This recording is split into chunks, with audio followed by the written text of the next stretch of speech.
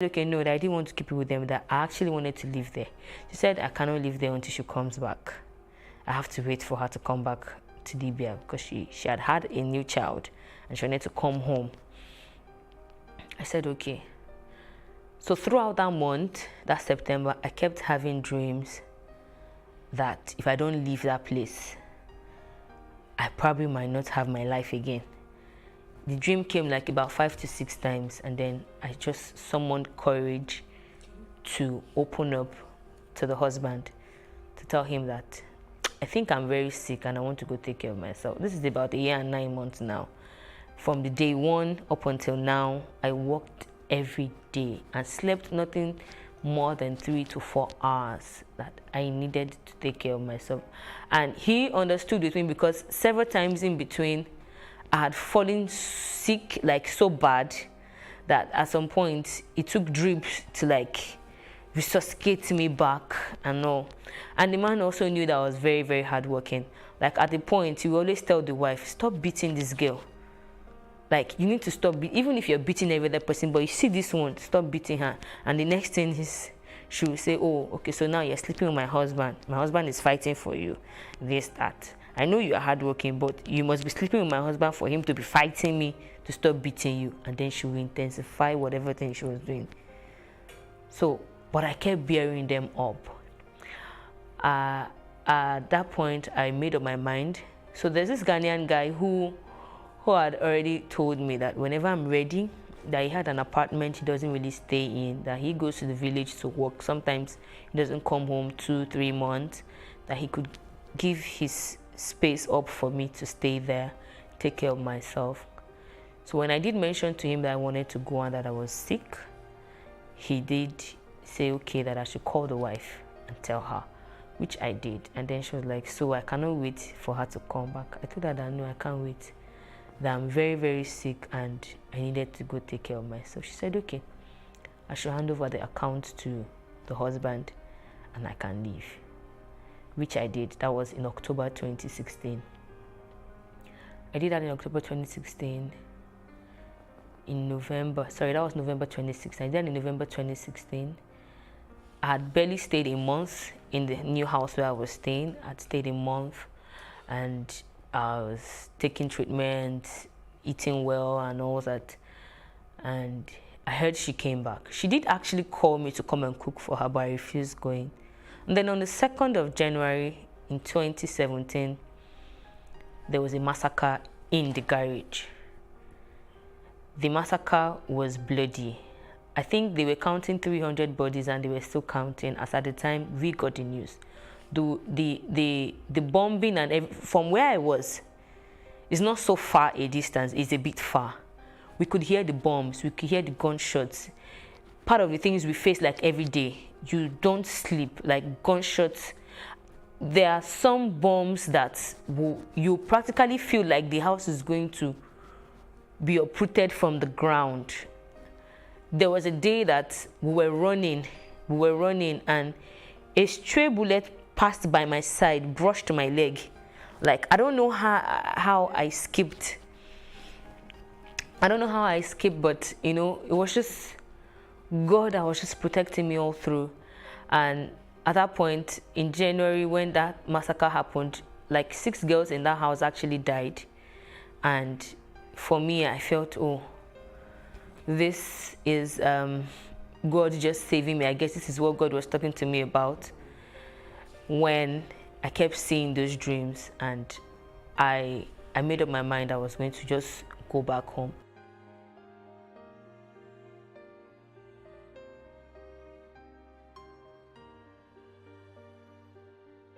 Um, 2 months out of there, I called a friend and told her that if there was a way she could help me find money, I needed to come back home. And she was the one that told me about the voluntary return, that I needed to find my way to the UN's office or whichever way and all that.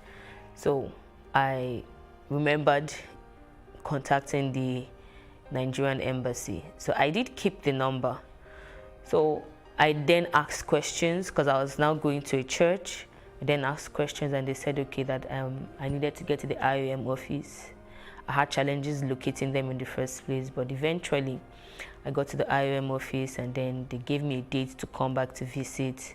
I did drop all my information, and then they said, okay, that in 2 weeks' time I should go to the Nigerian embassy to go get a travel document. And after getting a travel document, they will not let me know when to come back, and I'll be ready to go to Nigeria. So that was all. And up until then, I just kept managing, kept believing God that it was going to work well. And eventually it did work well, and that was how I came back to Nigeria. August 28th in 2017. And for me, that was the best decision I could make.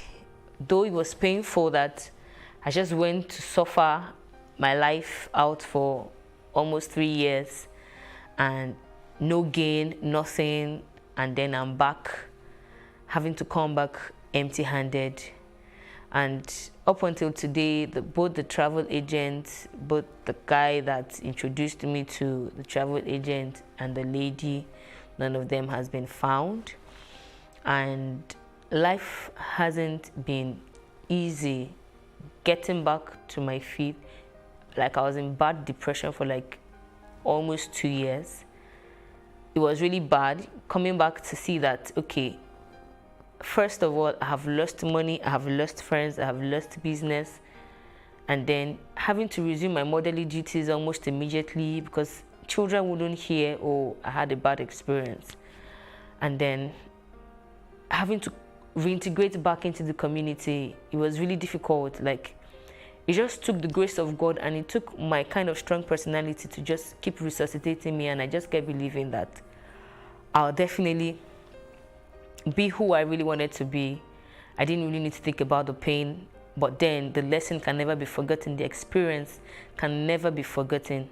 The trauma, the pain, and everything can never be forgotten. But then one thing can be done, which is moving ahead and making use of all the experiences. And then I did find answers to my quest as to why people did trafficking as a business. And I think that apart from poor economy, some people are just ignorant and they don't really care. They just can do anything just to make money.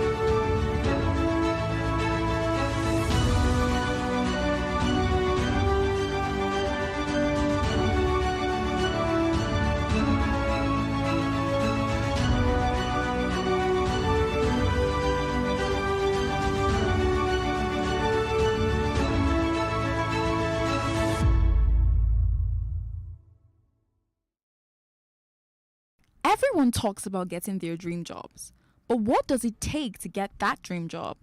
In a religious society like Nigeria, some people resort to prayer, but did you know that sometimes the only reason you're not getting the job isn't because you don't have the credentials? Many times about how well you can defend your credentials through your presentation and communication skills during the interview. According to the National Bureau of Statistics, the rate of unemployment in Nigeria rose to 33.3% in December 2020 from a 27.1% in 3 months. Interview phobia is a major issue that contributes to unemployment in the country. Some individuals are employable but don't know how to express themselves properly, present their resumes, and network effectively. An expert spoke to us about interview phobia and how it has increased the rate of unemployment within the country. Okay, so I mentioned I struggled. I went to Lagos State University, public university. Nobody taught you any of these things. And so I thought that if I come to the interview space, I would do well because I know I'm good enough.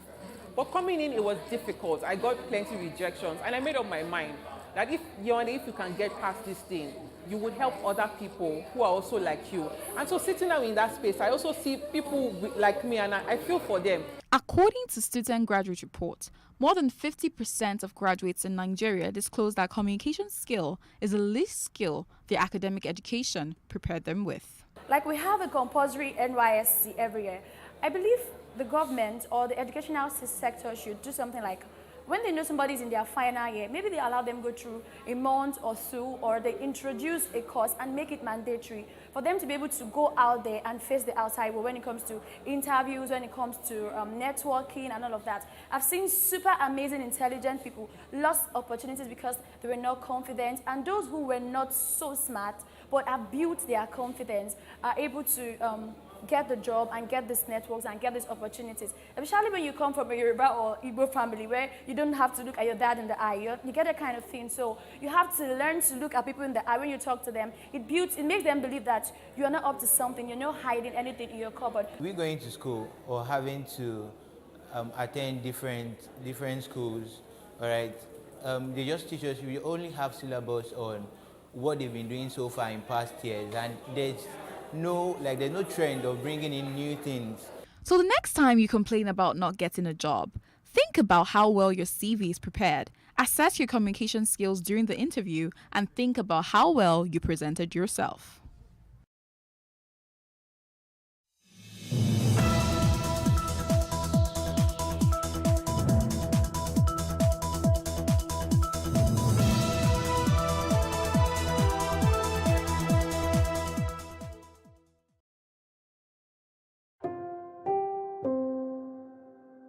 This week on The Inside Story, U.S. President Joe Biden calls it quits as he announces he will no longer seek a second term in the White House. The head of the Secret Service resigns one day after a bipartisan beating in Congress over the failed assassination attempt on former President Trump. Plus, a global computer outage, and Russia jails 2 American journalists in a trial widely viewed as a sham. Now, on The Inside Story, Biden ends his re-election bid.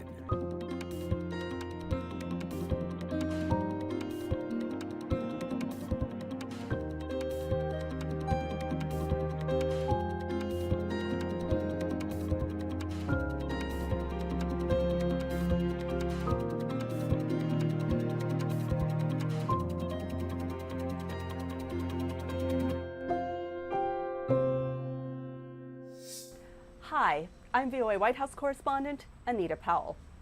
It's hard to overstate the political importance of the last 2 weeks in American politics.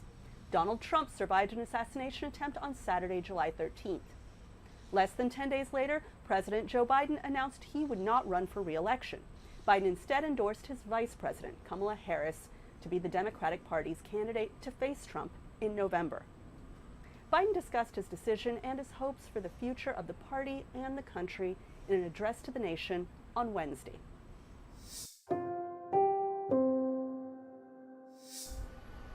U.S. President Joe Biden made the stunning decision to exit the presidential race from behind a screen, choosing to drop the news online. 3 days later, in an Oval Office speech that was at times hopeful, at times determined, and at times wistful, he explained why. Biden spoke of his 5 decades in public office, touted his presidential record of domestic and political achievements, but then called for energetic new leadership to face tomorrow's challenges. But nothing can come in the way of saving our democracy. That includes personal ambition. So I've decided the best way forward is to pass the torch to a new generation. That's the best way to unite our nation. You know, there is a time and a place for long years of experience in public life. There's also a time and a place for new voices, fresh voices, yes, younger voices. And that time and place is now. Biden also thanked Vice President Kamala Harris, who was taken to the campaign trail with his endorsement and enough delegate pledges to net the nomination. He described her as experienced, tough, and capable, but added, "The choice is up to you." He did not name-check the Republican in the race, but analysts say Biden's stark warnings all point to one man. He talked about polarization. He talked about violence and political violence. Those are all things that harken back to Donald Trump and his presidency. He talked about the threats facing the nation when he first took office, January 2021. And so that was certainly about Donald Trump. But yeah, this wasn't a place for him to talk about Donald Trump. It wasn't a place for him to give a campaign speech. The president said his job will now focus on domestic challenges like civil rights and voter freedom, gun safety reforms, the quest to end cancer, and Supreme Court reform. He also cited myriad challenges the U.S. faces abroad, with wars raging in Gaza and Ukraine, and China becoming more emboldened in the Indo-Pacific. These foreign fires, analysts say, are likely to burn in the minds of concerned voters. That's really the concern I think people will have, is how does a lame duck president deal with foreign policy crises? But for the final act of this presidency, Biden remains the protagonist on America's biggest stage. He's like an athlete that is going to make the Hall of Fame and is retiring and, gets the cheers from the crowds finally, for a long 50-year tremendous career. Biden clearly understood that this address would be a dramatic peak. So he used his final words to break the fourth wall with a message as old as America. The great thing about America is here, kings and dictators do not rule, the people do. History is in your hands. The power is in your hands. The idea of America lies in your hands. After Biden's announcement on Sunday, there were some discussions among pundits and Democratic leaders about who would replace him. But Biden quickly endorsed his vice president, Harris. And many heavy hitters in the Democratic Party fell in line and endorsed her too. VOA's Carolyn Presutti has more about the life of Kamala Harris, who has already made history as the first Black and Asian vice president, as well as the first woman to hold the office, and who now could become America's first female president. Please raise your right hand and repeat. A history-making moment in the United States in 2021. So help me God. As former Senator Kamala Harris became the nation's first female vice president. It is my honor to be here, to stand on the shoulders of those who came before. Harris is also the first Black American and Indian American to serve in the nation's second highest job. She's broken so many glass ceilings for so many women. The daughter of an Indian mother and a Jamaican father, Harris was born in Oakland, California. A mural of her appears at the school she was bused to as a child, as part of racial integration efforts. A graduate of Howard University, Harris became the first female district attorney in San Francisco in 2004. And then in 2011, the first Black woman to serve as California's Attorney General. During her years as vice president, Harris has been vocal about the U.S. Supreme Court's overturning of Roe v. Wade, a 1973 decision that had made abortion legal nationwide. During his term, former President Donald Trump appointed 3 conservative justices to the High Court. He uses the word proudly, takes credit for overturning Roe. So make no mistake, if Trump gets the chance, he will sign a national abortion ban to outlaw abortion in every single state. The vice president also applauds continuation of the Affordable Care Act and the reduced price of insulin achieved by the Biden administration. Raise your hand if you have a family member with diabetes. Early on, she was tapped to lead the administration's efforts at the border. But the Biden campaign ended up on defense, with immigration a key issue in the 2024 election. Now, undocumented spouses of American citizens who have been in the country for 10 or more years can stay in the country while they apply for a green card. Speaking to pro-immigrant groups like the Asian American, Native Hawaiian, and Pacific Islanders, she quickly turns the focus to Donald Trump's words. That someone who vilifies immigrants, who promotes xenophobia, someone who stokes hate, should never again have the chance to stand behind a microphone and the seal of the President of the United States. Harris has become more present at rallies like these on the campaign trail after President Joe Biden's stumbling performance in the June debate with former President Donald Trump. We beat Trump once, and we're going to beat him again, period. With President Biden's withdrawal from the race on Sunday, if Harris is nominated, she would again make history as the first Black and Indian American woman to run for the nation's highest office. God bless you, and God bless the United States of America. Carolyn Persucci, VOA News. Political pundits for weeks predicted Biden's historic withdrawal from the race. But beyond TV's selection of partisan talking heads, what do voters think? VOA correspondent Scott Stearns reports on reactions to the shifting political landscape.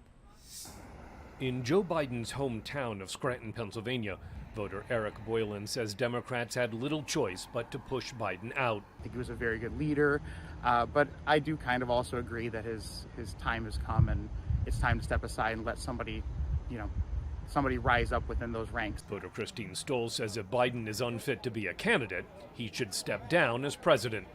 He should have dropped out a long time ago. He never should. He should leave the White House. He is not mentally stable enough to run this country. Making Vice President Kamala Harris the nominee improves the party's chances against Republican candidate Donald Trump, says voter Daniel Brennan. Harris polls well against Trump, so I think she has a real shot at winning. And I think he's doing the right thing right now, despite some people being so nervous and saying it's disastrous. On a visit to Washington, Pennsylvania voter Bill Mills says Harris shares responsibility for Biden's economic failures. We're noticing an increase in the price of groceries and fuel and the price of living, and our lives are worse now. And Vice President Harris is riding on those coattails. So it's going to be very hard to shake that opinion when we have all witnessed an economic downturn in all of our lives. In Michigan, voter Jason Potts says the switch gives the Democratic Party a chance to connect with younger voters. I always thought we're just Biden time until someone a little more tenacious comes along. And we'll see if that's Kamala. She's got more fire, definitely. And as Vice President, Harris worked on controlling illegal immigration. Florida voter Christopher Rangill says her failure at the border makes her unqualified to be president. Kamala's garbage. She's worse than Joe. Or they on the same page. They're about the same. But I don't think anybody's going to vote for Kamala. No one wants to back her. She had one job. That was handling the border. In Washington, voter Alicia Jefferson hopes people do not see the vice president only as a woman of color, but look to her accomplishments.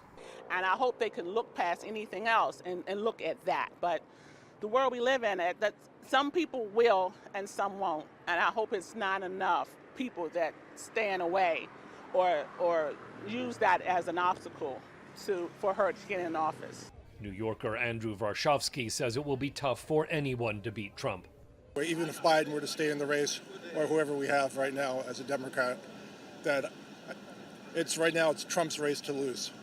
So I'm a Democrat, I think it's going to be hard for us to win this race, no matter what happens now. Harris appears to have enough commitments from party delegates to be the nominee, but it will take next month's Democratic National Convention in Chicago to make her the party's official candidate to challenge Trump. Scott Stearns, VOA News.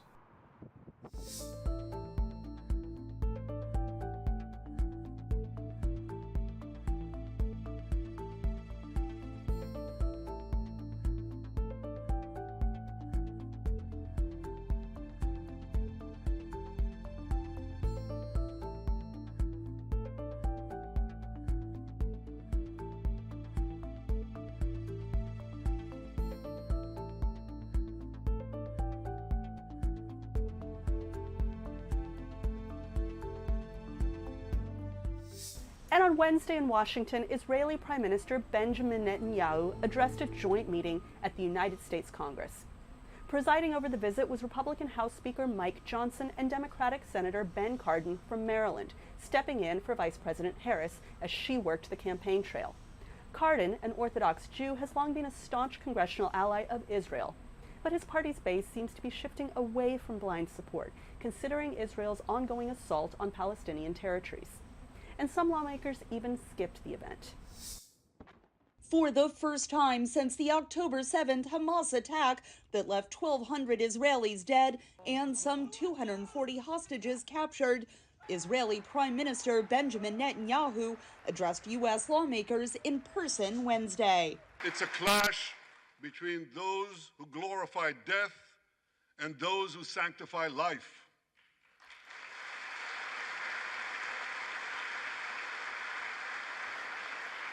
For the forces of civilization to triumph, America and Israel must stand together. Calling anti-Semitism the world's oldest hatred, Netanyahu spoke directly to protesters. When the tyrants of Tehran, who hang gays from cranes and murder women for not covering their hair, are praising, promoting, and funding you, you have officially become Iran's useful idiots.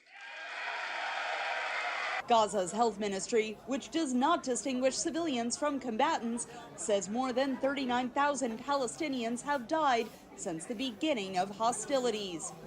Netanyahu addressed the International Criminal Court's allegations of Israeli war crimes. Prosecutor of the International Criminal Court has shamefully accused Israel of deliberately starving the people of Gaza. This is utter, complete nonsense. Several high-profile Democrats, including Vice President Kamala Harris and former Speaker of the House Nancy Pelosi, did not attend the speech. Senator Jack Reed, who serves on the Senate Select Committee on Intelligence, explained his reasons for boycotting on Tuesday. Netanyahu's made common cause with far-right extremists who pursue their own agendas at the expense of Israel's security. These extremists have been elevated to some of the highest cabinet positions in the government and have encouraged Netanyahu's most misguided policies. Netanyahu was welcomed by congressional Democratic and Republican leadership Wednesday. This is a very important time. Our bipartisan congressional leadership recognized it as such and invited him here because our dear ally Israel is in an existential fight for its very existence, and that fight extends to every one of its borders. Some families of Israeli hostages protested the speech, calling on Netanyahu to agree to a U.S. proposed ceasefire. He outlined his own vision for a post-war Middle East. The day after we defeat Hamas, a new Gaza can emerge. My vision for that day is of a demilitarized and de-radicalized Gaza. Israel does not seek to resettle Gaza, but for the foreseeable future, we must retain overriding security control there. Netanyahu's address is key to maintaining U.S. support for Israel, but comes at a time when domestic American politics is taking center stage. He is going to be trying to at least halt an erosion in support among Democrats and try to build credit with Republicans who he assesses are much more likely to be in power after the November elections. Netanyahu is set to meet with U.S. President Joe Biden and Vice President Harris, as well as former President Donald Trump, later this week. Catherine Gibson, VOA News. U.S. Secret Service Director Kimberly Cheadle has announced her decision to step down following this month's failed assassination attempt on former president and leading Republican candidate Donald Trump. Before her decision, she went in front of the Senate and faced a day of withering criticism. We go back to VOA's congressional correspondent Catherine Gibson, who has more on security concerns during the upcoming election season. 9 days after the assassination attempt that shook the nation, there are few answers on how the shooter got so close to Trump. The head of the United States Secret Service, Kimberly Cheadle, answering lawmakers' questions about the shooting for the first time, was blunt. We failed. Cheadle said a full report on the agency's failure to protect the former president would be released within 90 days. Lawmakers said that was unacceptable during an election season that has already proved to be contentious. Some called on her to resign. The Secret Service has a zero-fail mission, but it failed on July 13th and in the days leading up to the rally. The Secret Service has thousands of employees and a significant budget, but it has now become the face of incompetence. Cheadle told lawmakers Trump's Secret Service detail was aware of a suspicious person before the former president spoke at the rally.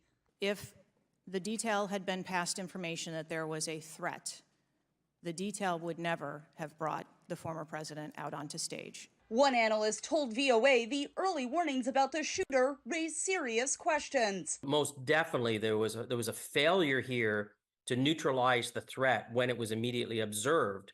And quite frankly, it would have been illegitimate to shoot that young man once he was on the roof.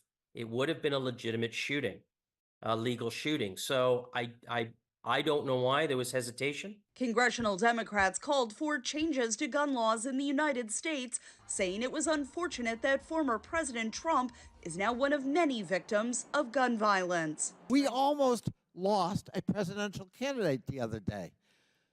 A 20-year-old had access to his father's AR-15 and got on top of a roof within 500 yards or feet of the podium.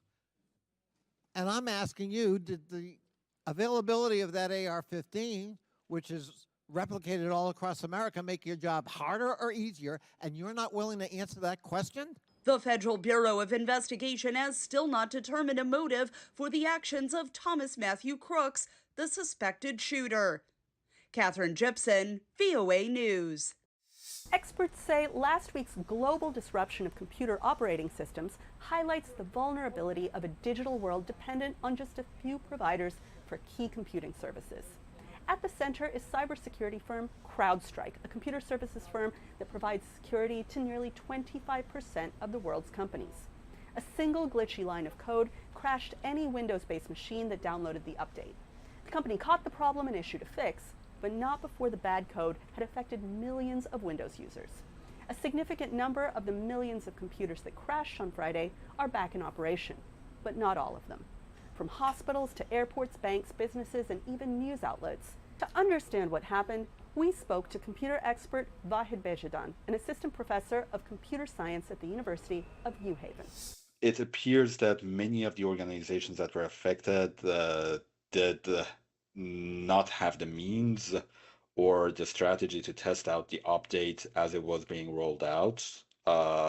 Typically when a new software patch or the software update comes in, at least in critical infrastructure, it's the policy of the IT department or the IT staff to first test out the update on an isolated machine.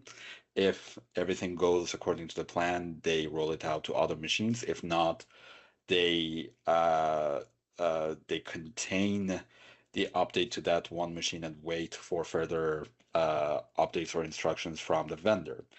That doesn't seem to be what's happened in many of the organizations that were affected by this faulty update. In separate hearings Friday, July 19th, Russia convicted 2 American journalists in cases widely viewed as sham trials. Here's VOA Press Freedom editor Jessica Jarrett, who's been closely monitoring events. Thanks, Anita. 2 closed-door trials hundreds of kilometers apart and one outcome. Russia has convicted 2 American journalists, Evan Gershkovich of the Wall Street Journal and Alsu Kamasheva, who works for our sister network, Radio Free Europe, Radio Liberty. In Gershkovich's case, it marks the first time that Russia has convicted a journalist of espionage since the Cold War. The US and media watchdogs have condemned the actions as politically motivated and a sham. In a closed-door trial Friday, Alsu Kamasheva received a 6.5-year sentence for spreading what the Kremlin says is false information about the Russian army. The verdict appears linked to a book Kamasheva helped edit about Russians opposed to the war in Ukraine. It is unclear if other charges are still pending against the journalist for VOA's sister network, Radio Free Europe, Radio Liberty. RFERL President Stephen Capus called the trial a, quote, mockery of justice. Media groups are condemning Russia's actions. But this just shows again how these trials against these 2 American journalists, this one a Russian-American journalist, in Russia are obviously completely manipulated by Russian authorities. Kamasheva's verdict came the same day Russia convicted Evan Gershkovich. The Wall Street Journal reporter was sentenced to 16 years in prison on espionage charges that he denies. The US is demanding both Americans be released. We remain focused on the case of Alsu Kurmasheva. She's a dedicated journalist who is being targeted by Russian authorities for her uncompromising commitment to speaking the truth and her principled reporting. The convictions mark a rapid decline in media freedoms in Russia. The country ranks near the bottom of the World Press Freedom Index. And Moscow is detaining at least 22 journalists, more than half of whom are foreign nationals, says the Committee to Protect Journalists. RFERL External Affairs Chief Diane Zeleny says Kurmasheva's unjust detention and the risks for its journalists are a daily concern. It is the new normal. It's sad to say this is sort of the state of the world right now. Journalists are not safe anymore in many places, and the ways to help them are minimal, actually, and they are being targeted by authoritarian governments. Kurmasheva's family in Prague says her detention hits at a personal level. It would be one thing if she was only away from me for so long, but to know that she's in an unsafe place and that she's in danger and she's not comfortable, that's something that really makes me sad. The Russian embassy did not respond to VOA's requests for comment. But in the case of Gershkovich, the Kremlin has indicated it would be open to a prisoner swap. With Liam Scott in Prague and Christina Caseda-Smith in Washington, Jessica Jarit, VOA News. That's all for now. Thanks for watching. For the latest news, you can log on to voanews.com. Follow us on Instagram and Facebook at VOA News. For the latest news, follow me on X at 6ArmsPowell. Also, catch up on past episodes at our free streaming service, VOA+. I'm VOA White House correspondent Anita Powell. We'll see you next week for The Inside Story.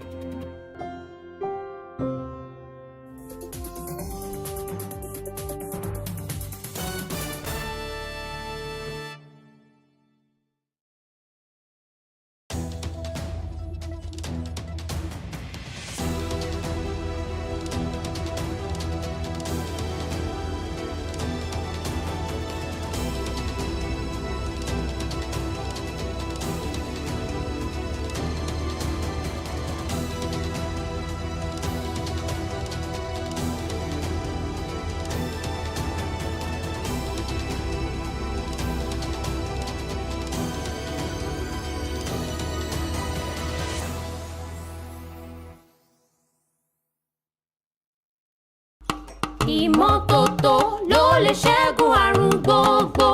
Ìmọ́tótó ló lè ṣẹ́gun àrùn gbogbo. Cholera is defined as an infectious disease that is caused by ingestion of food and water contaminated with the bacterium Vibrio cholerae. It usually occurs as diarrhea, dehydration, and may lead to death if left untreated. Cholera was first discovered in 1854 by an Italian physician, Philip Pacini, during an outbreak in Florence, Italy. Also, record shows that cholera was detected by Robert Koch, a physician and microbiologist in India in 1883. In Nigeria, since its first appearance in 1972, intermittent outbreaks have been occurring. The later part of 2010 was marked with a widespread in the northern part of Nigeria, spreading to the other parts, and involving approximately 3,000 cases and 781 deaths. Unlike many other infectious diseases, cholera persists as a huge public health problem worldwide, even where there are accessible and effective methods for its prevention and treatment. The main reasons for its persistence are socioeconomic, since cholera thrives in unhygienic conditions and environments with a reputation of already fragile sanitation, especially in overcrowded areas. The major symptoms of cholera are diarrhea, nausea and vomiting, dehydration, muscle cramps, and shock. To prevent being infected with cholera, you should provide safe water, basic sanitation, and maintain adequate hygiene practices. If infected, the first aid treatment to assist the sufferer, if medical professionals are not readily available, is to get oral rehydration solution to replace lost fluids and electrolytes. Without rehydration, approximately half of the people infected with cholera will die. Severe cases need rapid treatments with intravenous fluids and antibiotics, which are to be recommended and administered by medical experts. There is currently an increase of cholera outbreak in Nigeria, and the Lagos state government declared a cholera outbreak on the 9th of June 2024. 3 suspected cases of cholera have been reported respectively in neighbouring Oyo and Ogun states.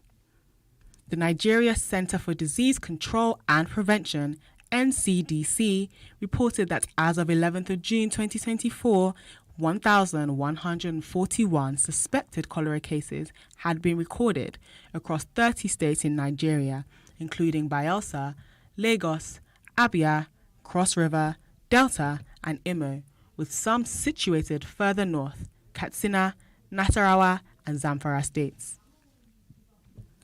United Nations International Children's Emergency Fund, UNICEF, says Nigeria must prevent spread in schools.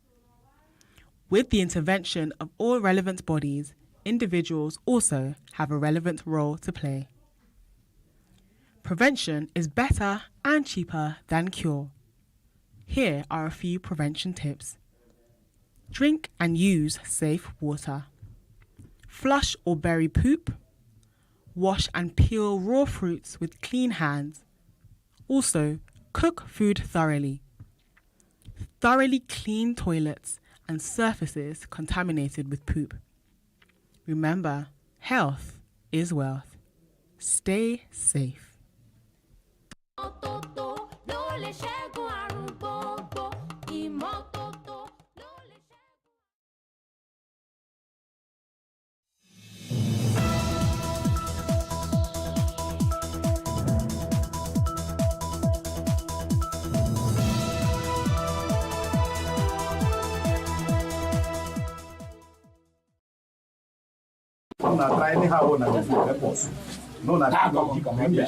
But worry for that. All rodents and reptiles so they disturb the die. I'm a graduate of Political Science Social Studies from Adini Rogosaya College of Education. I graduated in the year 2020. See, as of now, I'm looking for other jobs that I can match together to meet up with responsibility.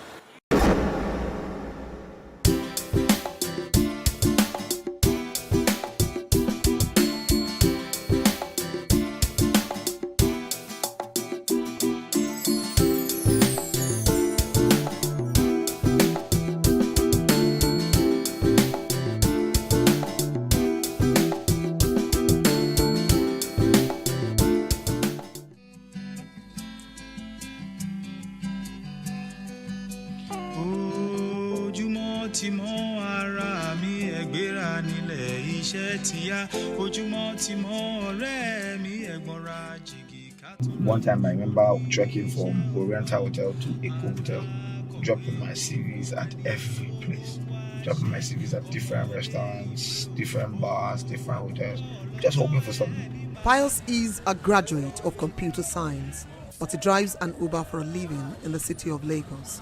Although underemployed, Pius is considered a tad lucky because 41% of the labor population with bachelor's degrees are without employment.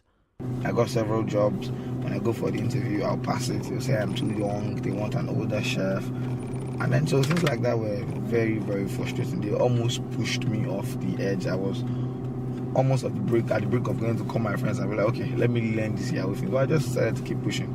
Then I heard about this Uber thing. I got my first car.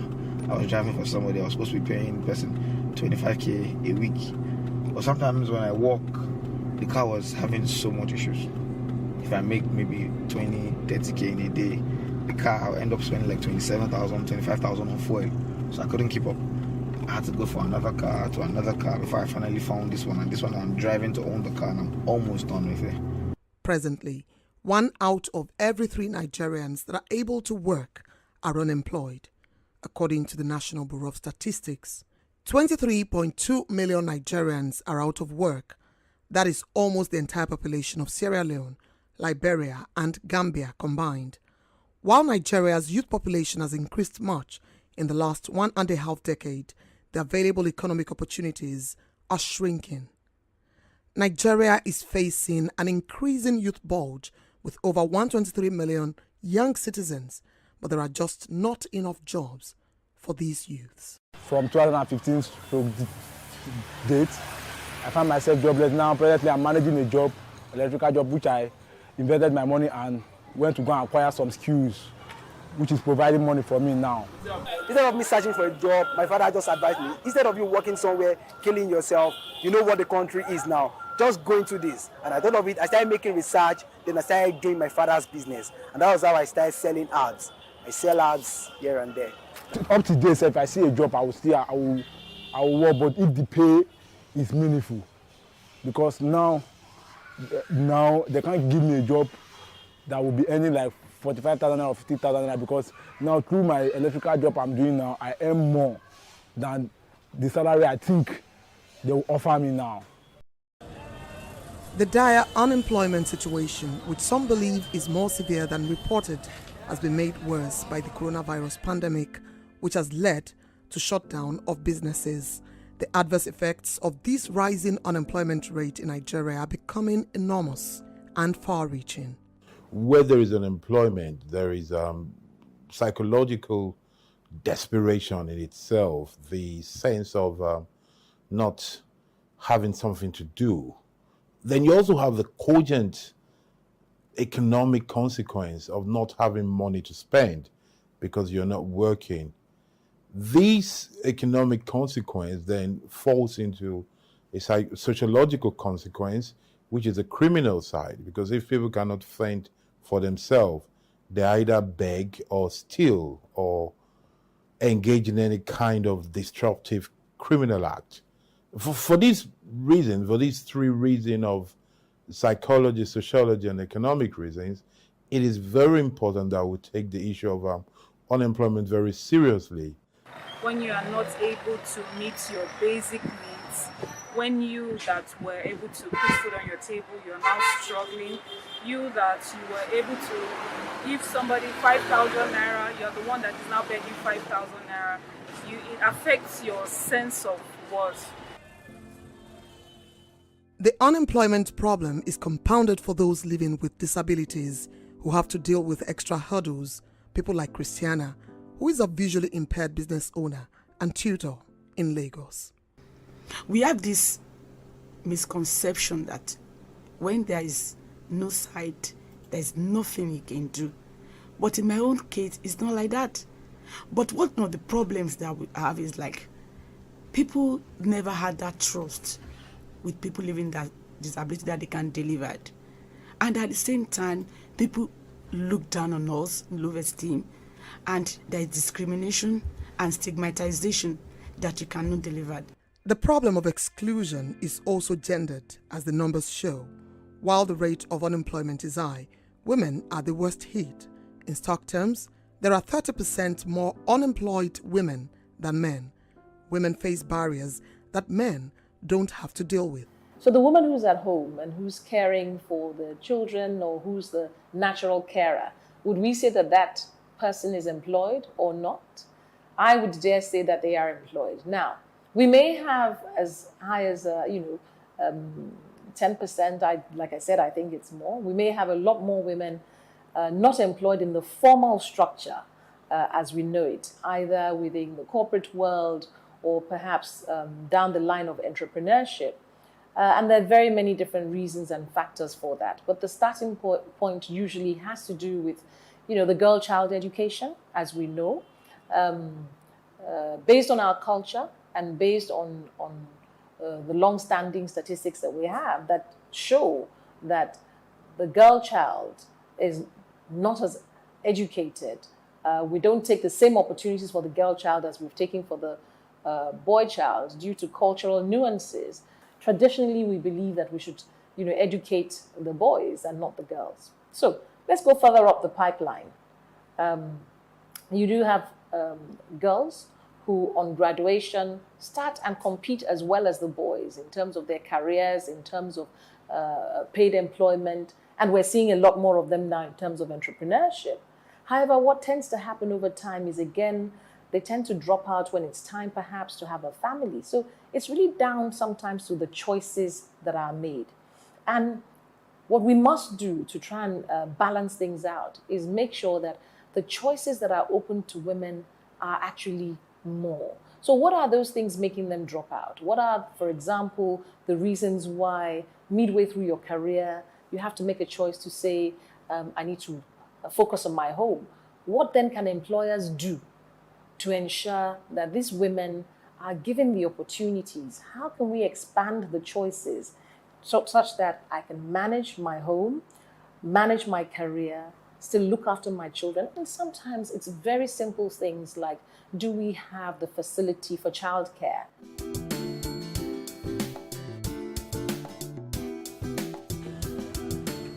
Unemployment in Nigeria is not just about availability of jobs, but also about the education system producing the right type of manpower in the right quality and quantity to industrialize the country.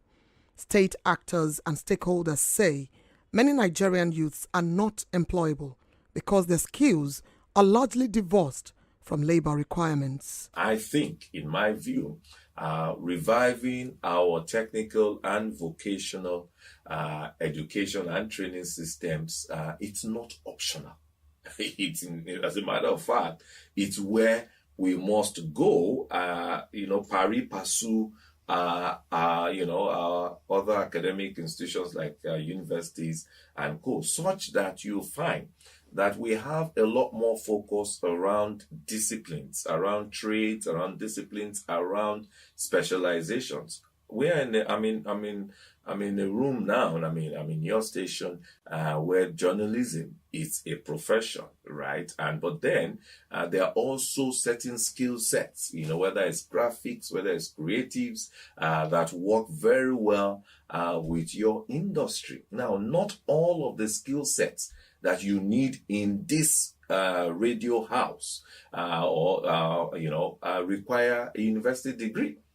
So a lot of them can be honed, right from even as maybe senior secondary or even post-secondary through different diploma programs and things like that. Now, that's what we must do in terms of our skilling process, so that you have what you call a multiple pathway to your aspiration in life. Vocational training is the key, is the answer.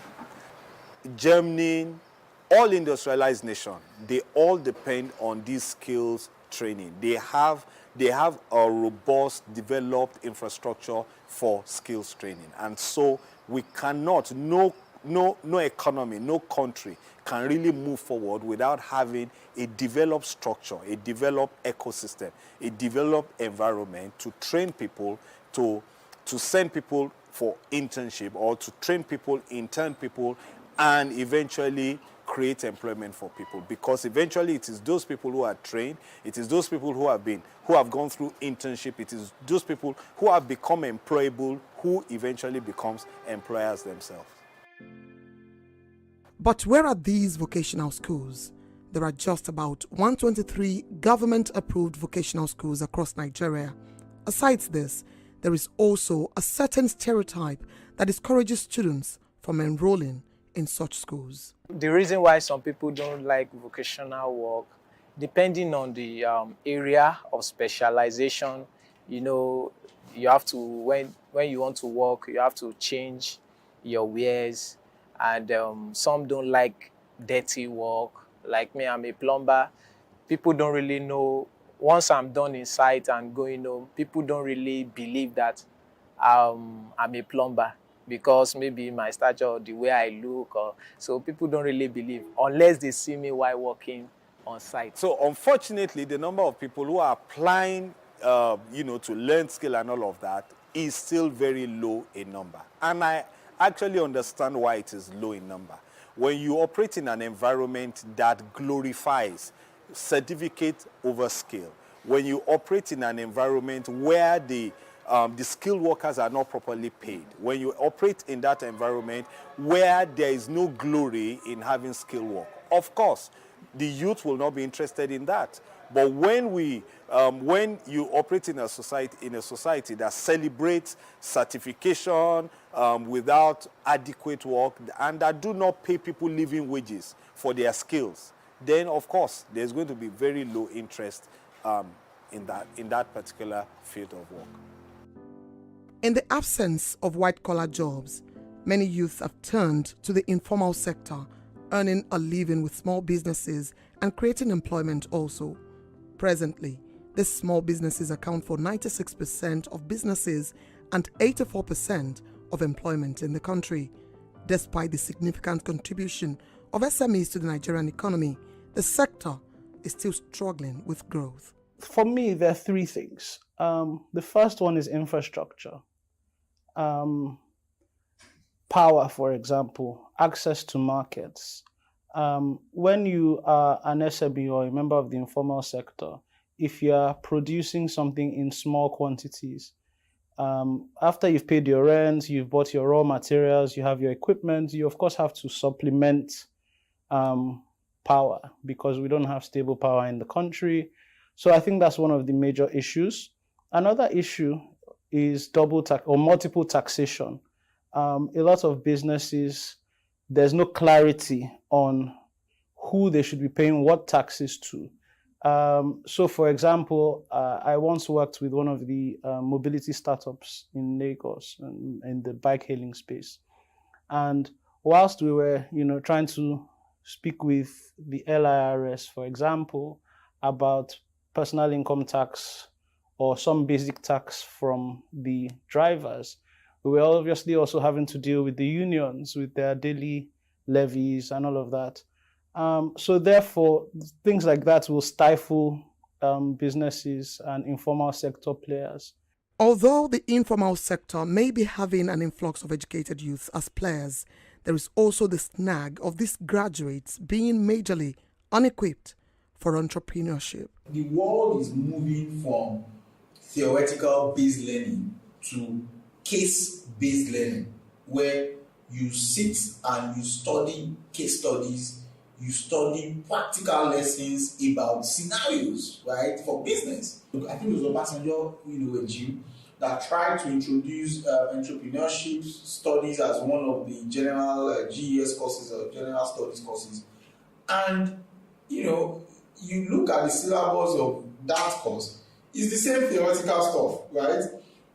So there is nothing that prepares them properly for the challenges, for the realities, for the type of dynamics that they will be facing if they go out into the business world, right? If you look at the Igbo apprenticeship culture, it's an amazing learning point, because everything does not have to be.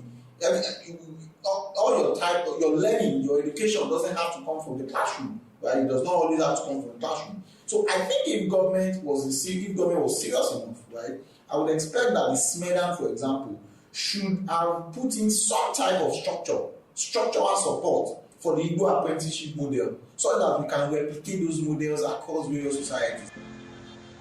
The government acknowledges there is a bulging youth population with overwhelming unemployment figures.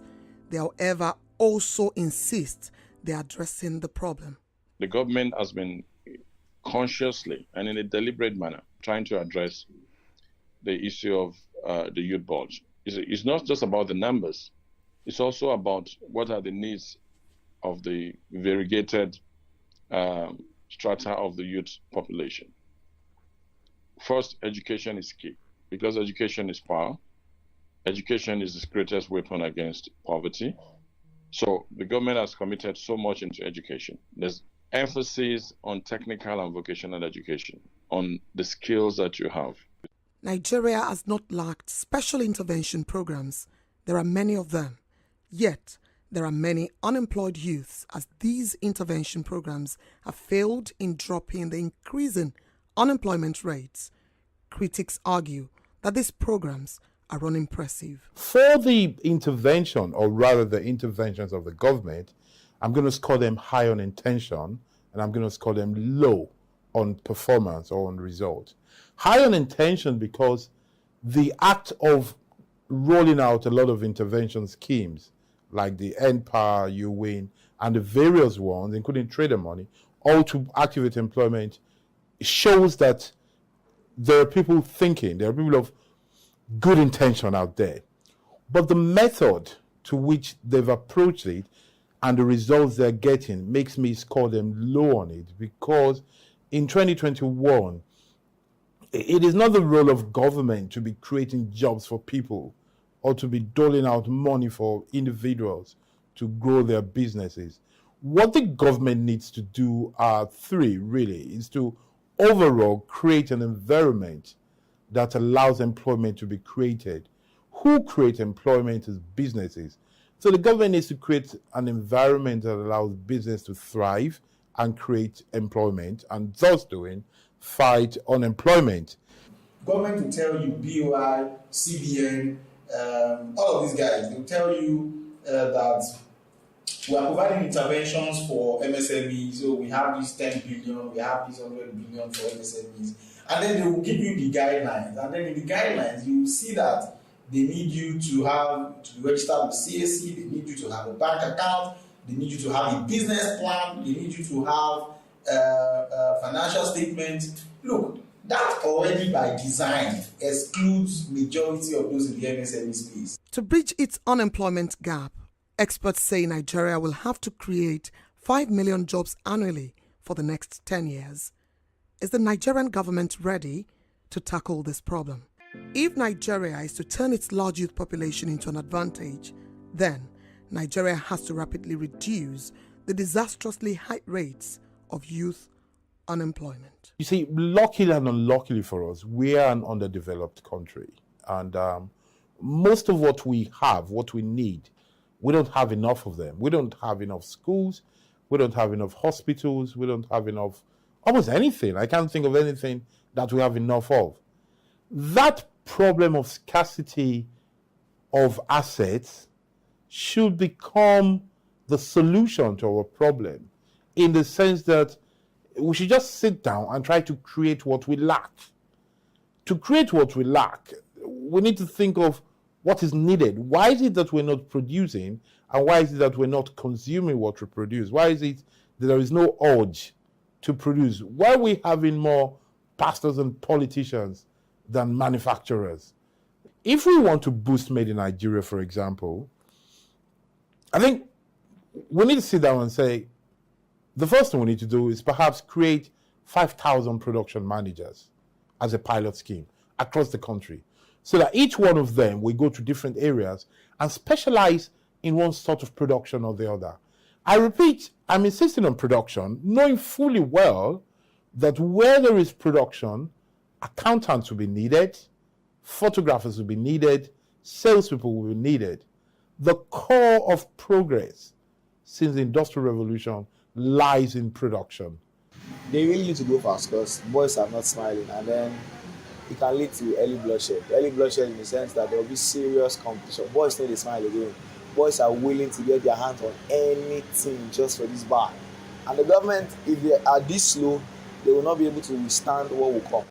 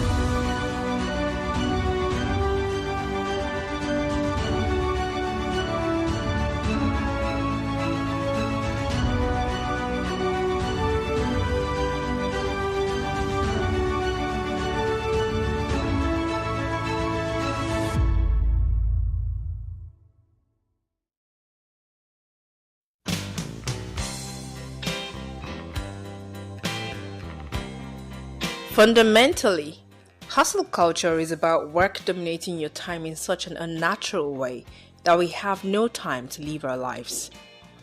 The demanding nature of our world now, where people have to pay multiple bills, take care of family, has led to the need to make more money to meet those needs. Coupled with the constantly increasing cost of living and inflation, people can't stop working.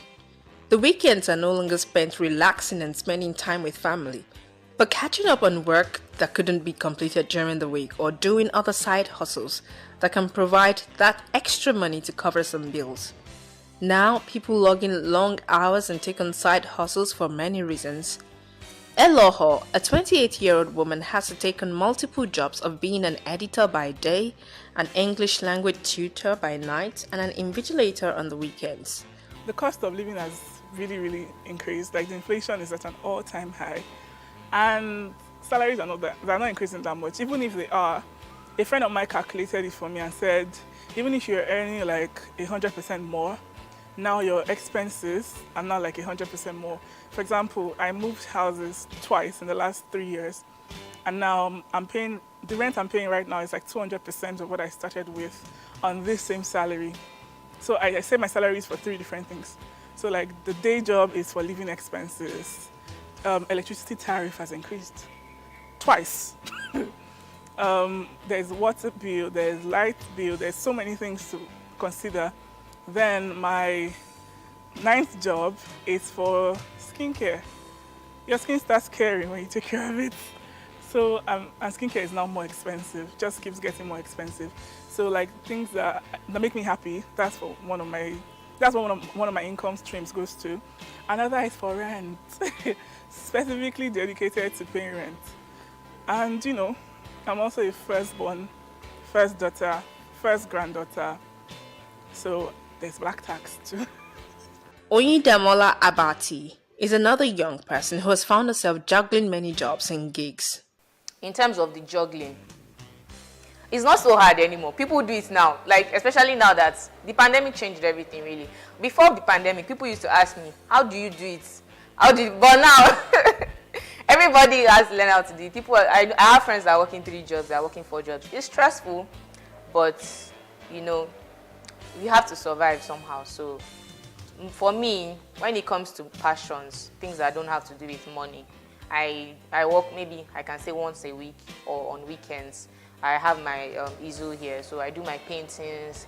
If it has to do with resume writing business, I set up a schedule that enables me to work on that. I have people that work with me. You know, once a client comes in, there's step-by-step process. It's been assigned. You know, we have processes. So these things, this structure helps me, keeps my life in focus. Everything, you know, has a structure. With the rising cost of living, many people don't have a choice but to work at multiple jobs and also own businesses.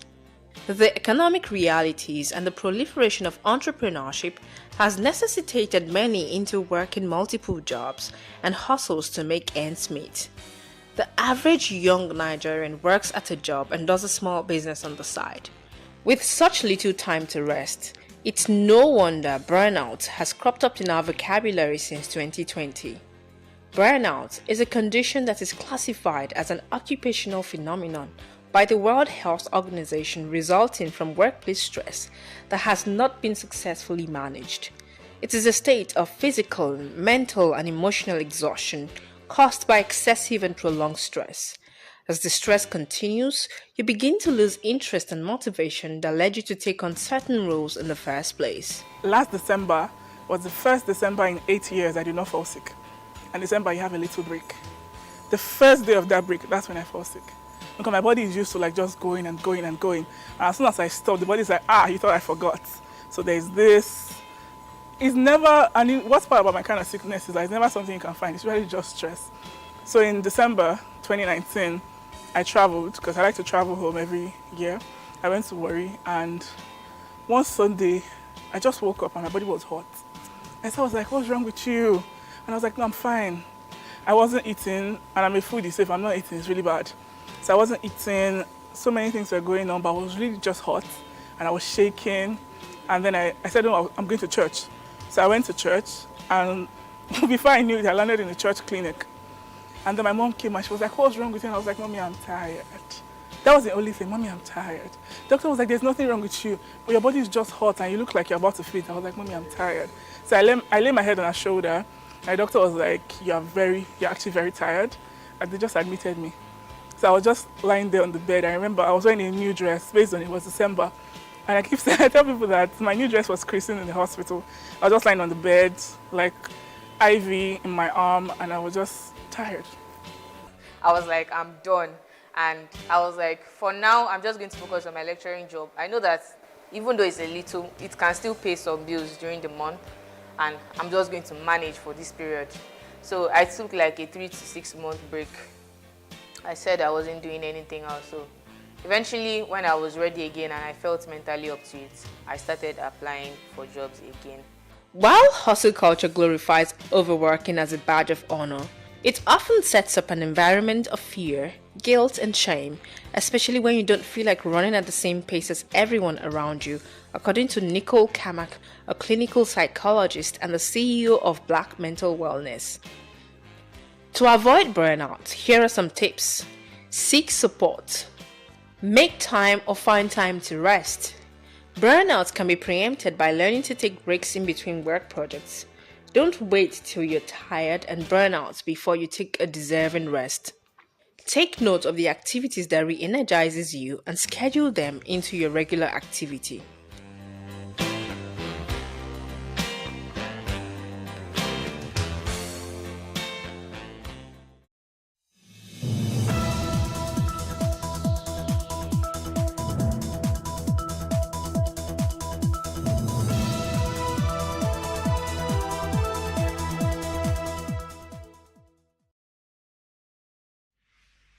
"60 Minutes with Angela" starts right now.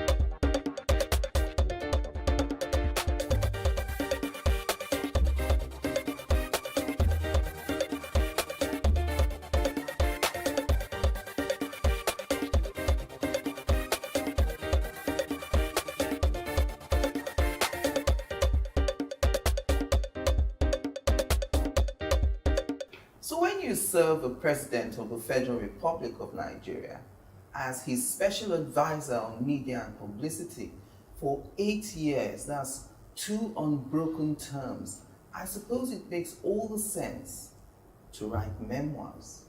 And that's where my guest today comes in. He says, without documentation, revisionism wins because human beings have short memories. He also goes on to say that the reason he's written his memoirs is to help Nigerians know the true and real Muhammadu Buhari, as opposed to the conjuration we have had over decades.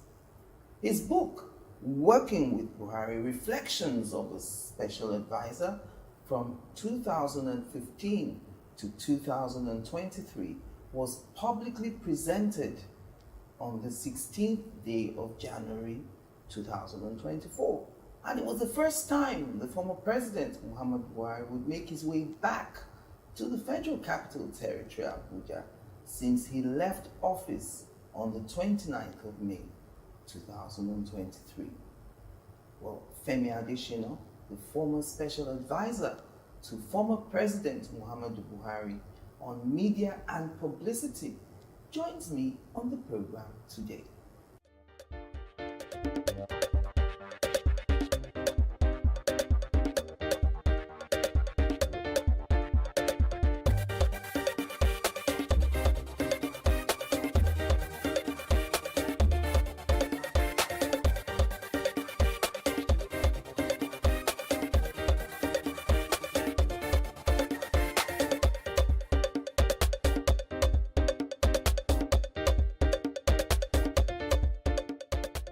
thank you for coming on 60 Minutes with me. It's been like 6-7 years of not really having these conversations. Oh, that long? But before your appointment as a special advisor, you wore many caps. You would be termed to have reached the height of your profession.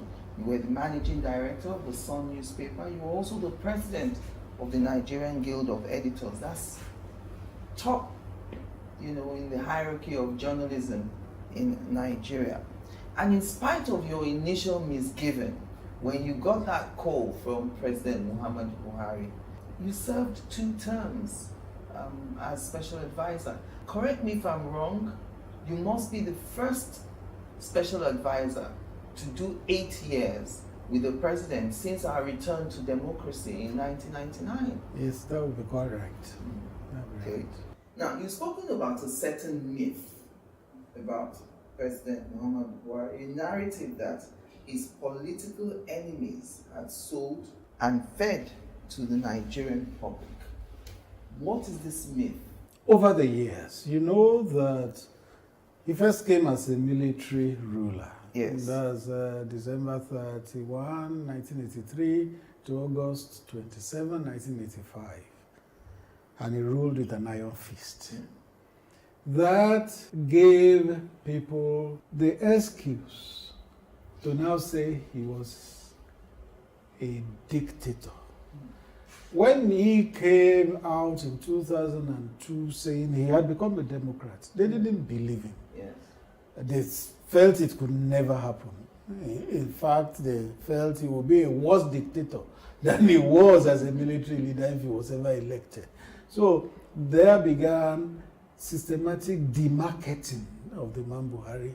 He's a dictator, he's a religious bigot, he's a Muslim zealot, he is a man who doesn't have a wide perspective of the country, he is too clannish, narrow, and all that. All sorts of perspectives which were not correct. They succeeded in selling that to Nigerians in 2003, 2007, and 2011. So he didn't win the election in those years. But by 2015, Nigerians were not ready to buy those things again. Those arguments had become prosaic, jejune, and Nigerians just said, this is the man we want, and they voted him in. So a lot of people changed their minds about him, voted him, but there were some who remained in their entrenched positions. That was why, having then worked closely with him for 8 years and seen that he is none of those things they paint him to be, I just felt I would write a book to put things in their proper perspectives.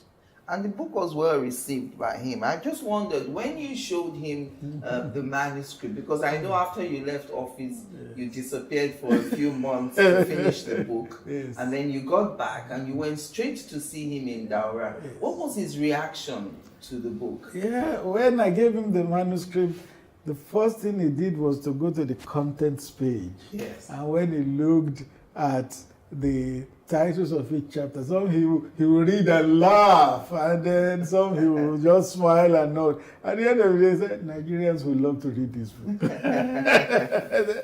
Nigerians will love to read this book. He flipped through the pages. There were some areas I asked him, I mentioned this.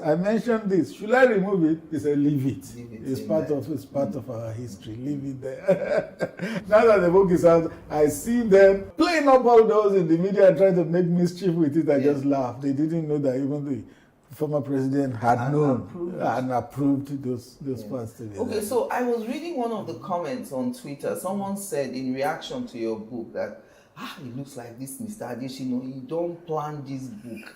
He knew that he was going to write these memoirs from day one. Your power of recollection is what they couldn't get over. So I suppose my question is, when you get an appointment such as that, is that the first thing that comes to your mind? I've got to start preparing for my memoirs. Or when does the idea come in? Not exactly. If you asked me along the line, are you going to write? I would say maybe yes, maybe no. Yes. I wasn't quite sure whether I would write or not. So it was not as if I went into government planning to write at the end of it all. Yes. I could have written and I may not have written.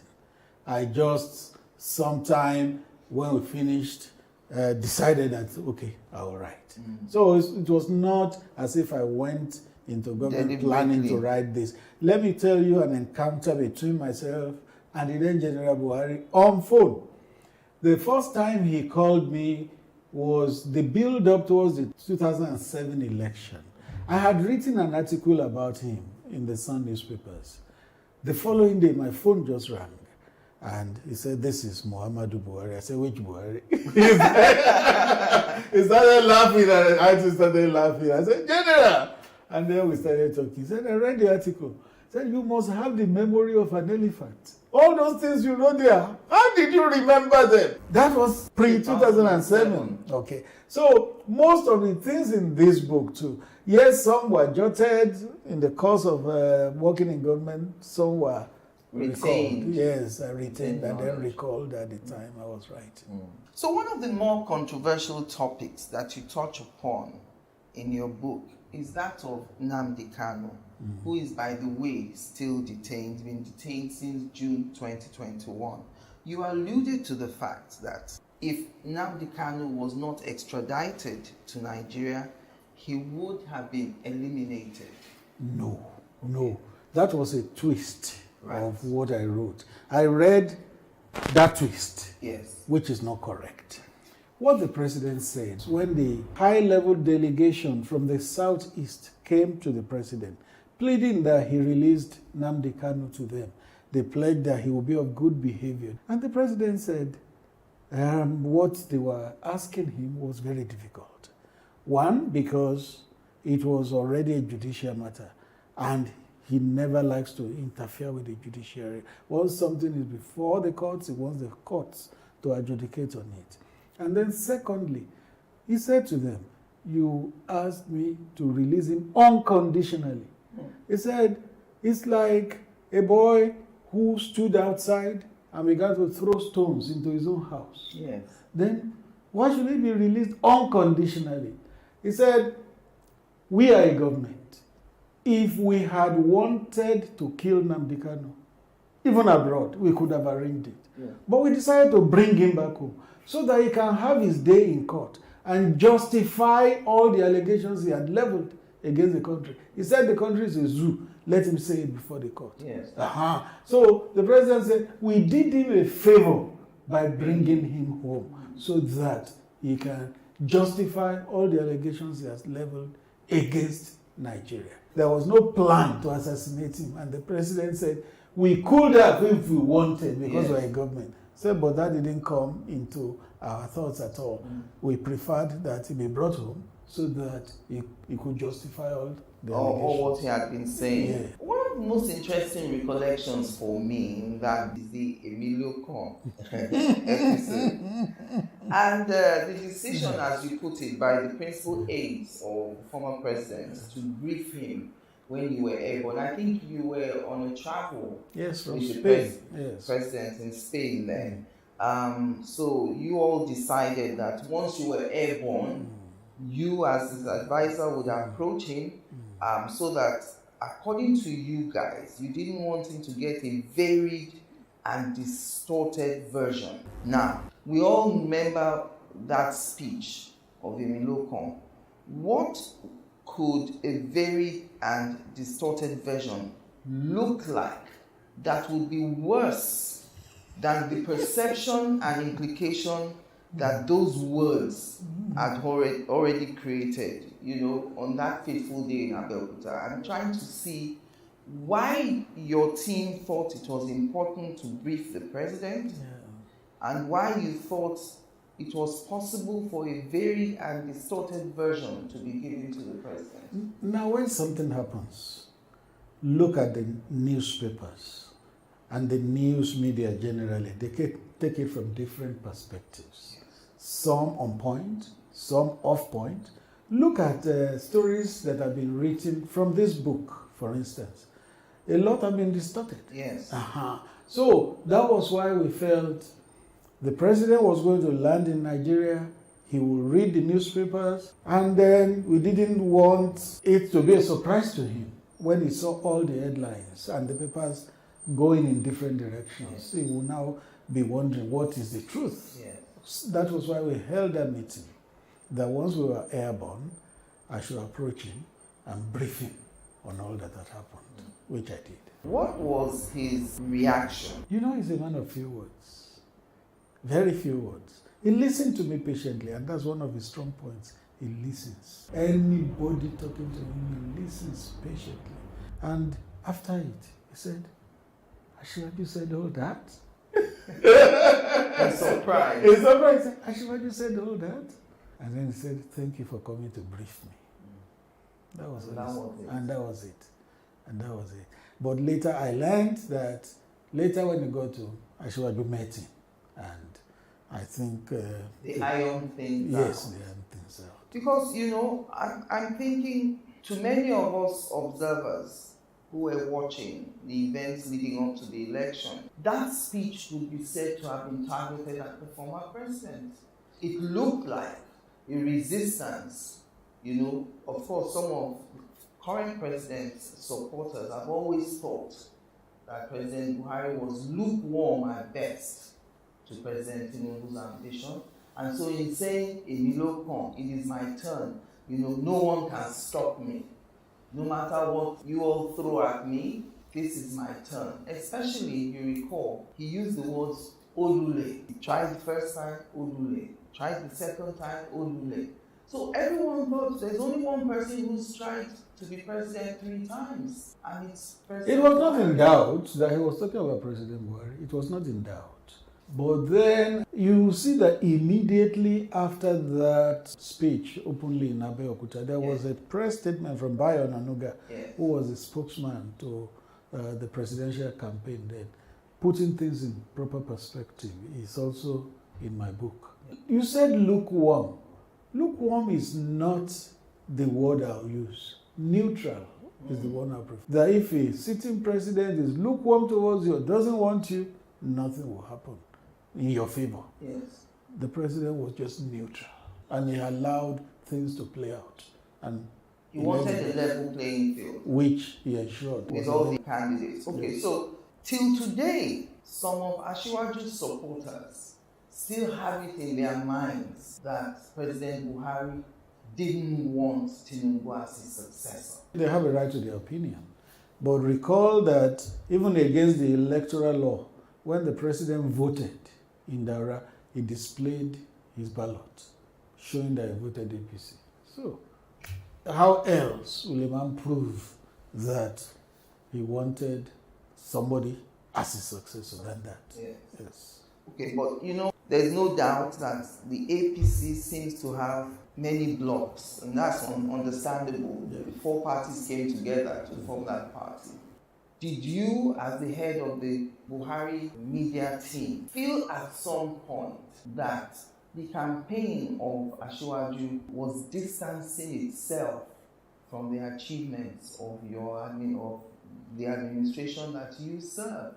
In the run-up to the campaign, when the campaign first started, it looked as if they were going to be campaigning on the achievements of then Governor Bola Ahmed Tinubu as Governor of Lagos, rather than riding on the many achievements of a Buhari in the last 8 years, which were the pioneer years of the APC at the presidency. I didn't get that feeling. Maybe if that perception is there, some people try to play it up, but that is not the overriding perception, because President Buhari was with him in many of his campaign stops. Yes. If he didn't want him, one, he would not be there.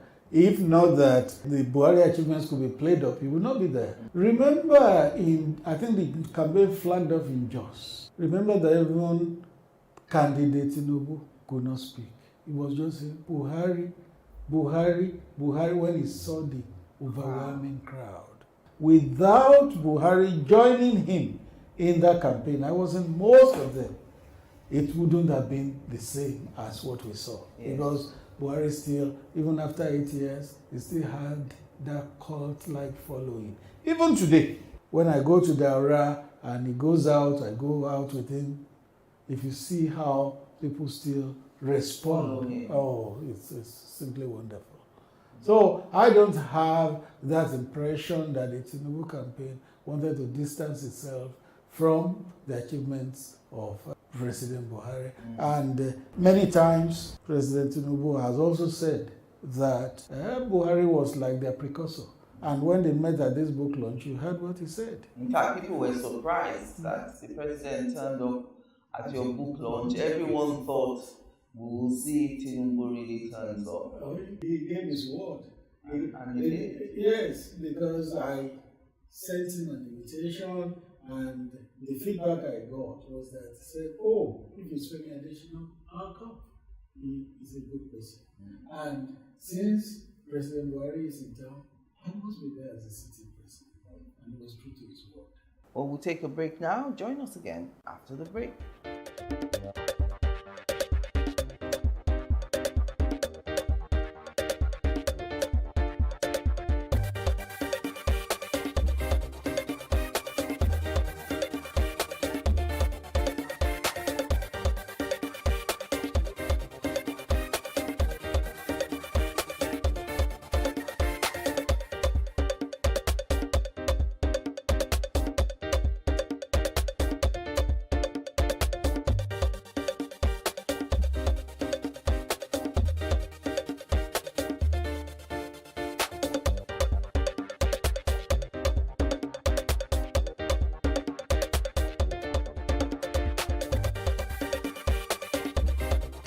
All right, welcome back. And I still want to stay on this issue of the alleged friction between former president and, one of the things that the current president's supporters hold on to is that currency change, the Naira redesign. At the time it happened, the general word on the street was that a lot of politicians had hoarded Naira notes, and President Buhari had been briefed about that hoarding, and that in order to have clean elections, there was a decision taken to change the currency so that it would make it difficult for politicians to buy the votes from the electorate. What would be your reaction to Tinubu supporters who think that that singular policy was directed at them so that it would make it difficult for them to get people to vote for the APC? Why would it be difficult for the APC and not for other parties? If it affected APC, it must affect PDP, it must affect Labour, it must affect all the other parties. The one thing leaders must know is that they need to be careful of what their supporters say. They need to discern carefully, otherwise they will cause problem between them and other leaders. So, if the Naira redesign policy was to give us cleaner elections, was it only one person that was going to the election? Was it only one party that was going to the election? So if it affected one party, it must affect all the parties. And no doubt, President Buhari still keeps saying that, do you know that in that election, 9 governors who wanted to go to the Senate couldn't win their elections? Do you see governors ever failing elections? They retire home. Well, we failed during that election. So we had cleaner election. It was not targeted at any single politician or any party, but we had cleaner election. And do you also recall that even during that time, kidnapping stopped? Because if you kidnap anybody and you ask for ransom, there was no cash to bring. I remember that in Kano, was it the APC secretary that was kidnapped?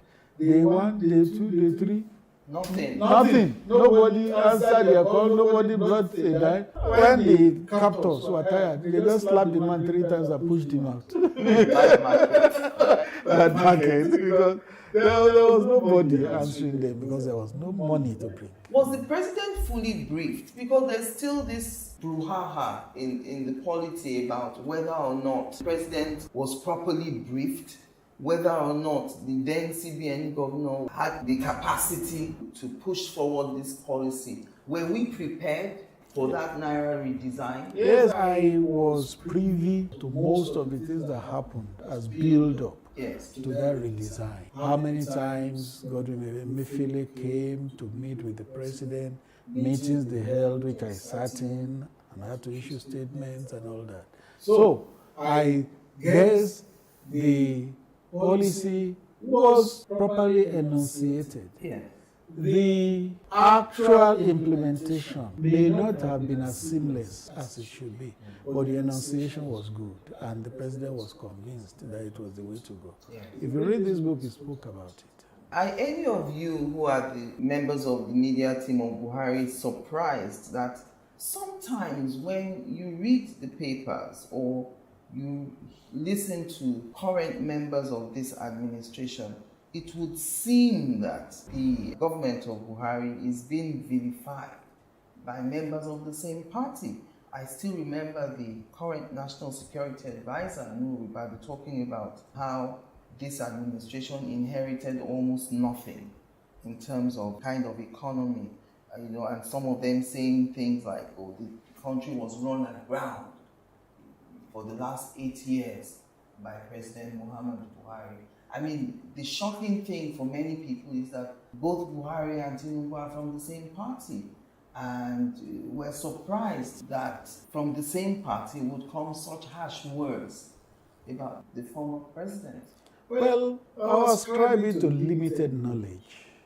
If you have limited knowledge about something, what should you do? Try to understand it. Yes. Try to read up, try to get information. But if you begin to speak without having done that, the shallowness will come out. So it was limited knowledge that made some people say what they said. And do you know the response of President Buhari to us privately? Said, leave them. Everything is documented. That's what he said. So everything is documented. So he's not worried, he's not fearful if there's a probe? Not at all. During this launch, he was talking about the importance of documentation. That was what he meant. He said nothing was done under the veil of secrecy under his administration, and everything is on record. So those who said what they said, if they had sought to look at the records, they would have been better educated, and so would not have said what they said. Did the president have a preferred successor in that last election? He was neutral. One, if you had a preferred successor, the power that resides in the office of the president is so enormous, nothing will have stopped that person. From emerging. Nothing will have stopped. So when the former Senate president was pushed forward and it was implied that it was President Buhari's choice, that wasn't true at all. There was a statement that came saying the president hadn't endorsed anybody. He didn't endorse his vice president either? Not anybody. He just said, please go to the primaries, let the best person win. Whoever emerges. And he received many visits from everyone who was aspiring. Oh yes, that's the right thing to do. He was a father of the country. So a good father should create a level playing field and bless anybody aspiring. But you know that all those who were coming to tell him were obviously coming to tell him because, they thought... They were endorsed them. Yes. Well, maybe they didn't know President Buhari enough. Those of us that know him know that he's such a fair-minded person. If he does something and he thinks he has wronged another person in that process, no, he would rather not do it. He's a person who is always mindful of the last day when Allah will ask him questions and judge him. Yeah. This is what he told me. You get to see it in that book later. When there was talk about lopsided appointments in the country, particularly in the area of security, the day he called me to announce Lawal Daura as DGDSS, he had removed Itai Ekpeyong from South-South. So I said, Mr. President, tongues are wagging that you are appointing too many people from the North. You have removed a man from South-South. Why not replace him with another person from the South-South? He now told me that when he's going to fill positions like that, a committee is set up, a search team is set up, and they work. At the end of the day, they come with 3 recommendations. 1, 2, 3. Yeah. With number 1 being the best, number 2 second best, number 3 also appointable most times, 90, 95 out of 100 in 8 years, President Buhari will always approve number one. And what he told me that day was, if somebody has come first in that exercise, and because of his religion, or because of his ethnicity, or because of language, or because of anything, and I bypass him, appoint another person, Allah will judge me on the day of judgment. So it didn't matter what part of the country you were from, you were the next in line. If you were the best in the exercise, it didn't matter where you came from. And like I said in the book, that's the bit ahead of its time in Nigeria. Because Nigeria not only would look at everything from the area of where you hail from, they will look at it from religion. So President Buhari didn't countenance all that. He just went for the best in any exercise. Let me bring you back now to your relationship with the late Chief of Staff, Abba Kyari. I was shocked to read that there was a fractured relationship between yourself and him. Did he perhaps favor someone else for your post? Fractured will not be my word. Frosty will not be my word. I'll just say not convivial. We didn't have that kind of relationship that you would think a special advisor will. His successor, Professor Ibrahim Gambari, I had a better relationship with him. Yes. Because the day he resumed, he said, Femi, just take me as a big uncle. Yeah. And anything I needed to discuss, I went straight to him. The late Abba Kyari didn't have that kind of disposition. He was a bit aloof. And you are the way you are. You can't help it. Yeah. If that was the way he was made, no problem. What you probably have read about my relationship from him were the excerpts people took from that book, which was not complete. For you to get a complete picture of my relationship with him, read the entire chapter, A Tale of Two Chiefs of Staff. When you read it, everything will fall into place. The video just took what will sound good, what the readers will like, and what will reverberate and will latch on will latch on to. If you read the entire story of my relationship with him, how I mourned him when he passed on. I know. I genuinely felt it when he passed on, because I would have wanted him to finish with the administration and because it got me thinking that were you an outsider when Buhari brought you in? I think if not the first appointment, the first 2-3 appointments that President Buhari made. Yes. And a lot of people were shocked. I wasn't. But we all knew your relationship with the then General Buhari. Yes. You know. So I thought, okay, was it that he considered you to be an outsider brought in? I wouldn't think so, because he just needed to know what was the background between me and General Buhari, who later became President Buhari, and then he wouldn't consider me an outsider. As far back as 2013, when my mother died, President Buhari came to attend the commendation service we did for her in Lagos here, a Christian service, and he stayed all through.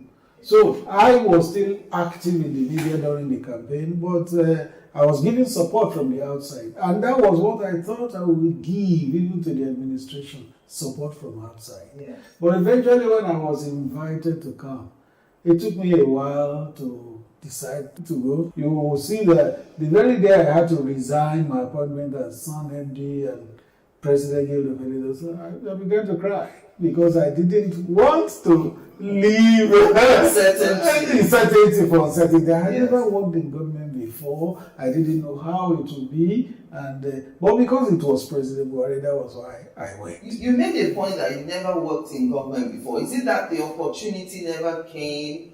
You didn't actively seek it, or you just were not interested? I was not interested. And I remember that one of my active readers in the media, Jafet is his name, he sought me out one day, came to the Sun, and said, I want to meet the person who writes this thing week after week. So he came and we got talking. And then he asked me, would you ever serve in government? I said, no. Straight, I said, no. Then I thought about it again and I modified my position. I said, well, I can serve in the government headed by Muhammadu Buhari. That was what I told him. That was my conviction then. Any other person apart from Muhammadu Buhari, I wouldn't have taken. So now, if you're called upon to serve, like in your home state or Osun State, for instance, would you be open to that? After 8 years, you get tired, don't you?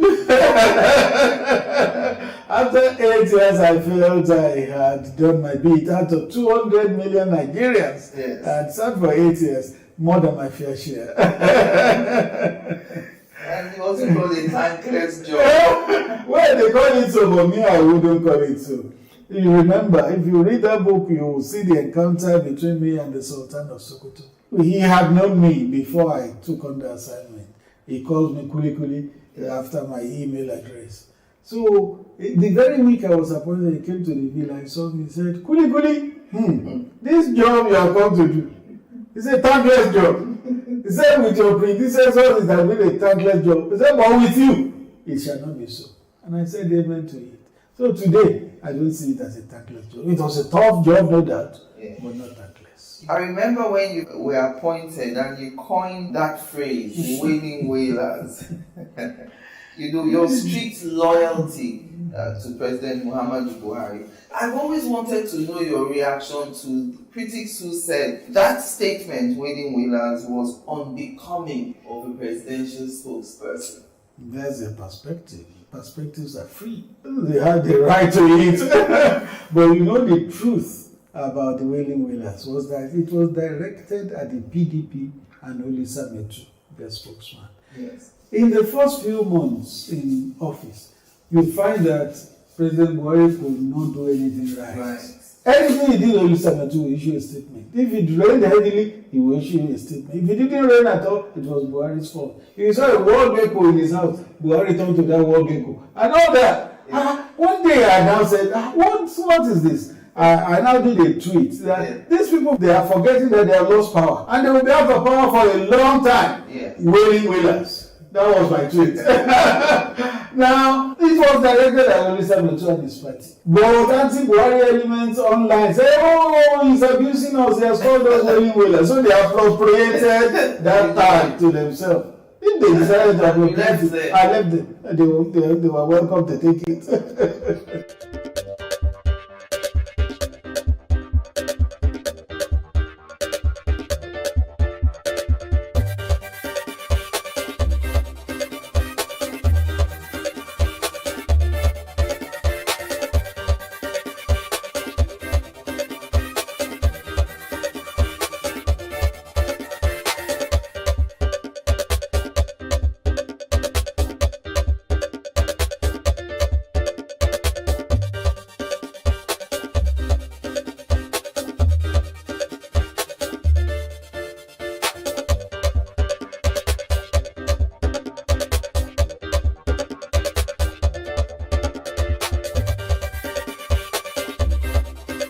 Welcome back to my concluding moments now with former special advisor to former President Muhammadu Buhari, Femi Adesina. Alright, so two major issues that made Buhari trend. I mean, very, very major issues. One, Jubril Al-Sudan, and of course his purported wedding to the Humanitarian Affairs Minister, Sefia Omar. I mean, they even printed invitations. We heard Professor Shimbaji when he gave that anecdote at the launch saying, you know, he wanted to sue people who he felt had defamed him. And the president said, at least they didn't print Ivy for you. People were even calling Color.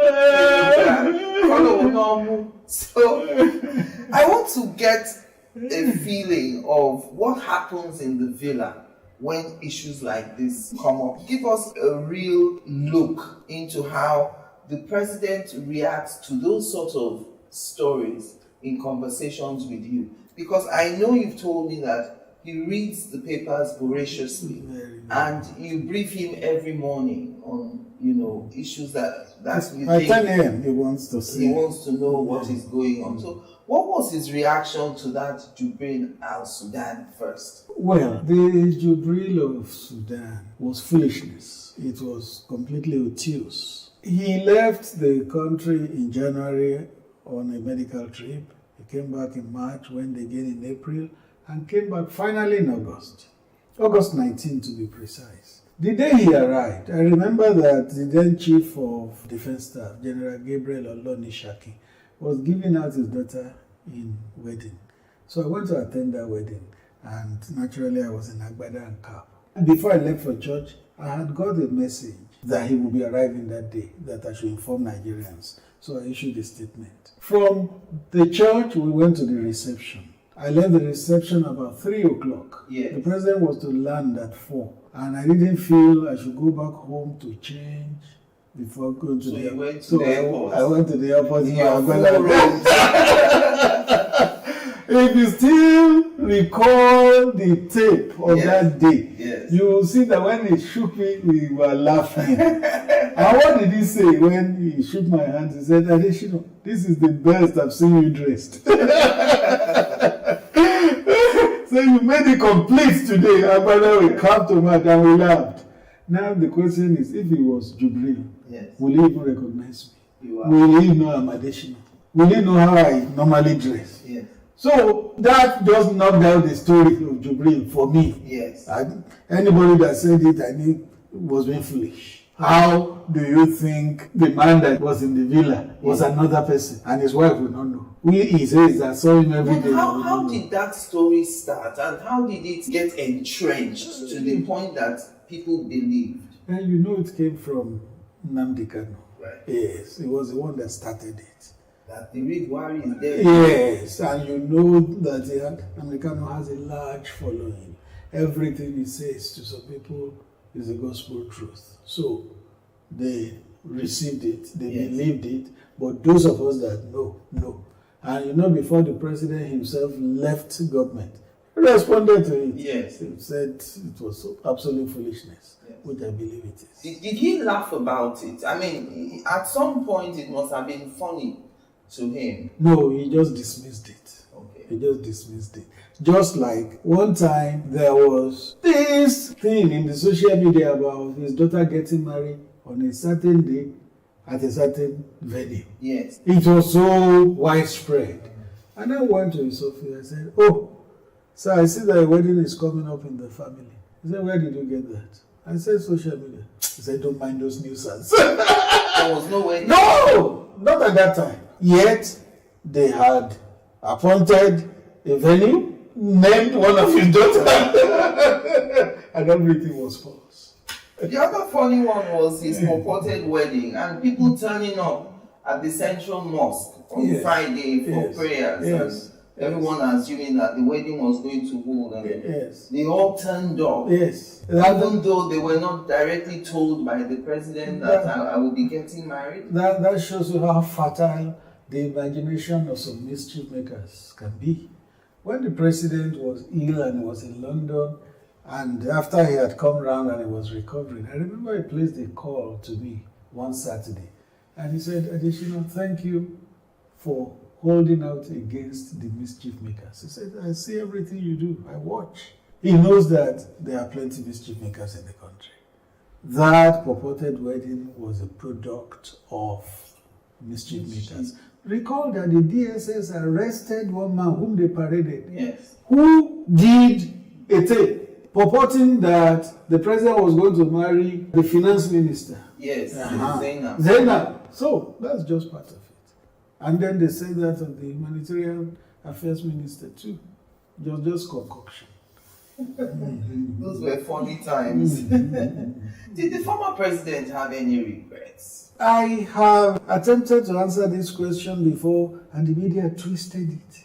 That I said he regrets so many things. Yes. And my answer was that there is no human being who does everything right all the time. You can't claim that everything you do 100% all the time. No, there will be some shortcomings with the benefit of hindsight.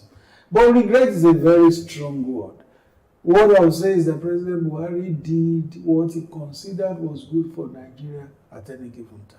With the benefit of hindsight, he may feel, oh, maybe this one I should have done this way, or this way, or this way. But regret would be a very strong word. Why did he apologize for some things? Because maybe he felt it rubbed some people down the wrong way.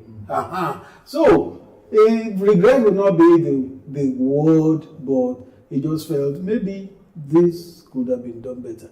His guiding principle was to do the best thing for all Nigerians at all times, to the best of his ability. One of the things that Nigerians are disappointed about is that they thought in President Buhari coming in as a former general that the issue of insecurity would have been tackled more than we saw. Yes, when he came in, Boko Haram was controlling some areas and some local governments in the northeast and all that, but we subsequently saw many incidents, the Buniyadi incident, we saw the Chibok girls. Buniyadi was before him. Chibok was not even under him. It was under Jonathan. It was under Jonathan, and he recovered a large number of the Chibok girls. Dapchi was under him, and within that week, majority of the girls were recovered except about 3 or 5, including Leah Sharibu. In terms of that insecurity, could he have done more?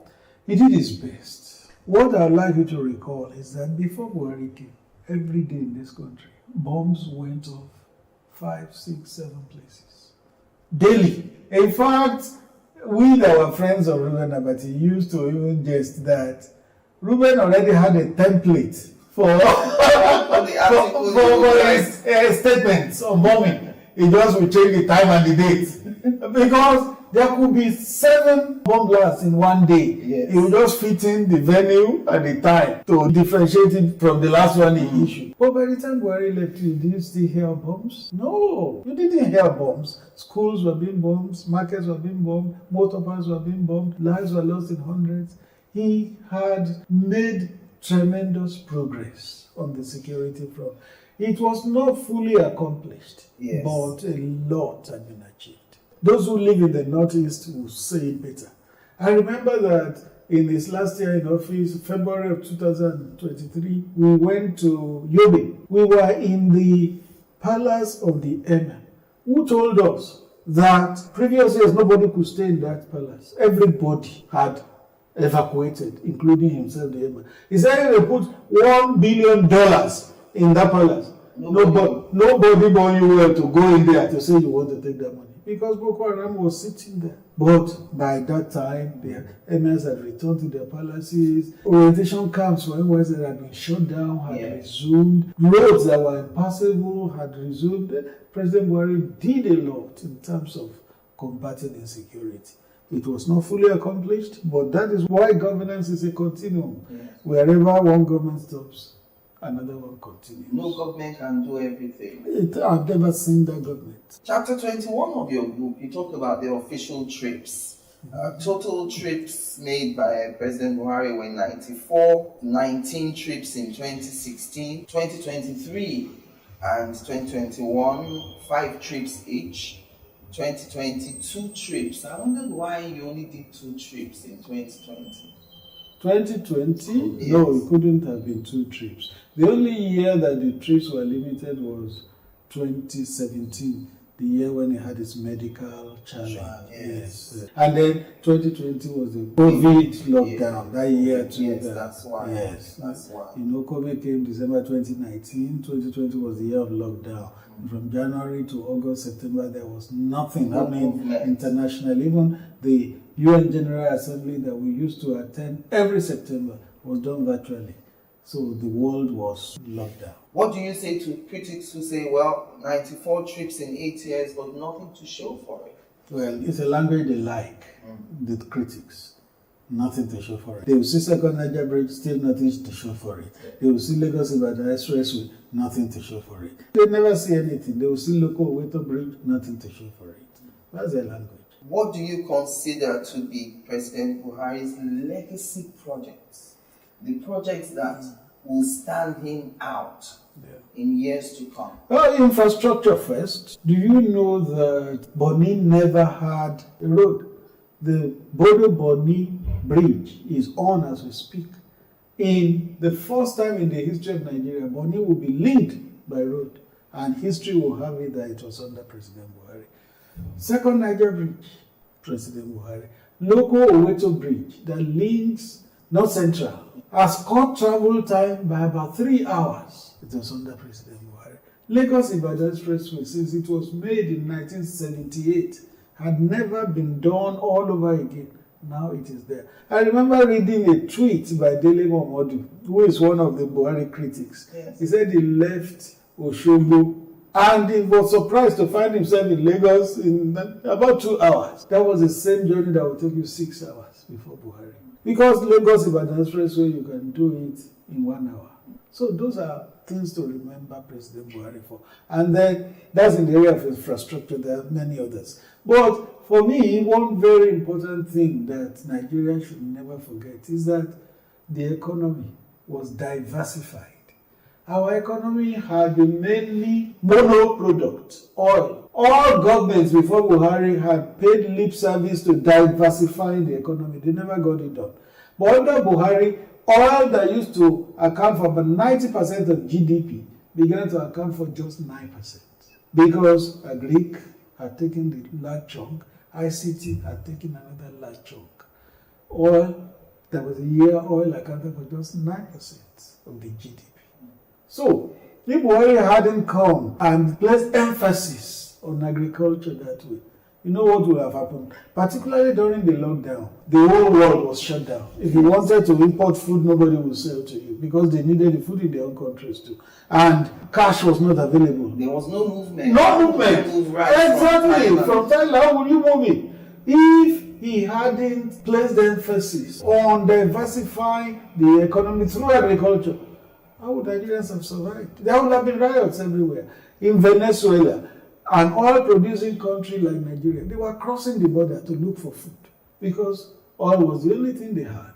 But because Nigeria had diversified the economy, we had rice, we had beans, we had maize, all the grains we were not importing again. So I think that will stand Buhari's regime in good stead, that really Nigerian economy became diversified and oil was no longer the mainstay of the economy under Buhari. And what would you say to those who say that he shouldn't claim the second Niger Bridge as his achievement because it wasn't started by him? Oh, really? It was started by former President Goodluck Jonathan. From the ask Minister Fashola, he will tell you how that project began from scratch and how it ended. Buhari is not tussling with anybody. Do you know that a lot of projects that were started by his predecessors, he completed them? That shows you that... Is there anything wrong with completing projects? Exactly. You know, PDP was, I don't want to say foolish, unsmart. PDP was unsmart enough to say, it is our project that is completing. Is there anything wrong with that? Is that not why governance is a continuum? But second Niger Bridge from scratch was a Buhari project. Minister Fashola told me, and I recall he told you in a documentary you did, that when he was appointed, President Buhari called him to the office and said, there are 3 or 4 projects I want you to do for me. 1, second Niger Bridge. 2, Lagos-Ibadan Expressway. 3, Enugu-Onitsha Expressway. And 4, Abuja-Zaria-Kaduna Kano Road. He said, do me those 4 projects and you can do whatever you like after that. That's President Buhari for you. Well, you talked about Dr. Reuben Abati earlier on, and I remember when his term was over as special advisor, he had written this article when he said, when the phone stops ringing. So I wanted to ask you, now that you've left office as special advisor, has your phone stopped ringing? There's no difference. No difference between how I received calls when in office and how I receive now. In fact, when my phones begin to ring back to back, my wife will say, don't they know you are no longer in government? There's no difference, really. Because before I went into government, my phones were very busy. In government, very busy. Out of government, still very busy. All right, so on a final note, I want to take you back to November 2015. You were coming on a trip from Malta. No, going to Malta with President Buhari. You talk about wind share. I'm just imagining all of you on that flight. Were you all giving each other the look as if is this the end? So we'll sit there. The president had his own cabin, but to keep the president company, they will invite 1 or 2 senior aides to sit with him. So on that day on the trip to Malta, I was sitting with him in his cabin. It was an uneventful flight. When we were about landing, the pilot announced that we were to land and all that. Suddenly, as the plane was about touching down, began to go zig, zag, zig, zag. We were looking at one another. When he now touched the tarmac with force, it was going to turn around to face where it was coming from. President said, "What kind of landing is this?" And then the pilot came to us from the cockpit and he said, "Mr. President and distinguished passengers on board, what we just experienced is what is called wind shear, when the direction of the wind suddenly changes." And that was how it happened. We'll fly according to the direction of the wind. So when that direction changes, it swings the plane. Yeah. The plane almost turned back to face where it was coming. It was really a tough one. But we thank God that the pilots were experienced. That was scary. It was. But President said to say, "What kind of landing is this?" I mean, imagine if you are the pilot or the president, you don't really want anything. No, that's why it must be the best set of. Are there Nigerian pilots flying? They are all Nigerians. Most of them are from the Air Force. We have a sprinkle of some others who are civilians, but most of them are from the Air Force. I want to tell you that it's a big relief that we finished the assignment, we finished it well, we finished it in one piece. We finished it with our names intact. It is good. And the FCC is not coming out. No, not even. You said just yet. It will not happen because it was a media office. Like I said in my book, in the first 5 years, we didn't even have a budget. So what will you FCC come to look at? What will they come to look at? So, and the way I was brought up, my father inculcated it in us. Honesty is the best policy.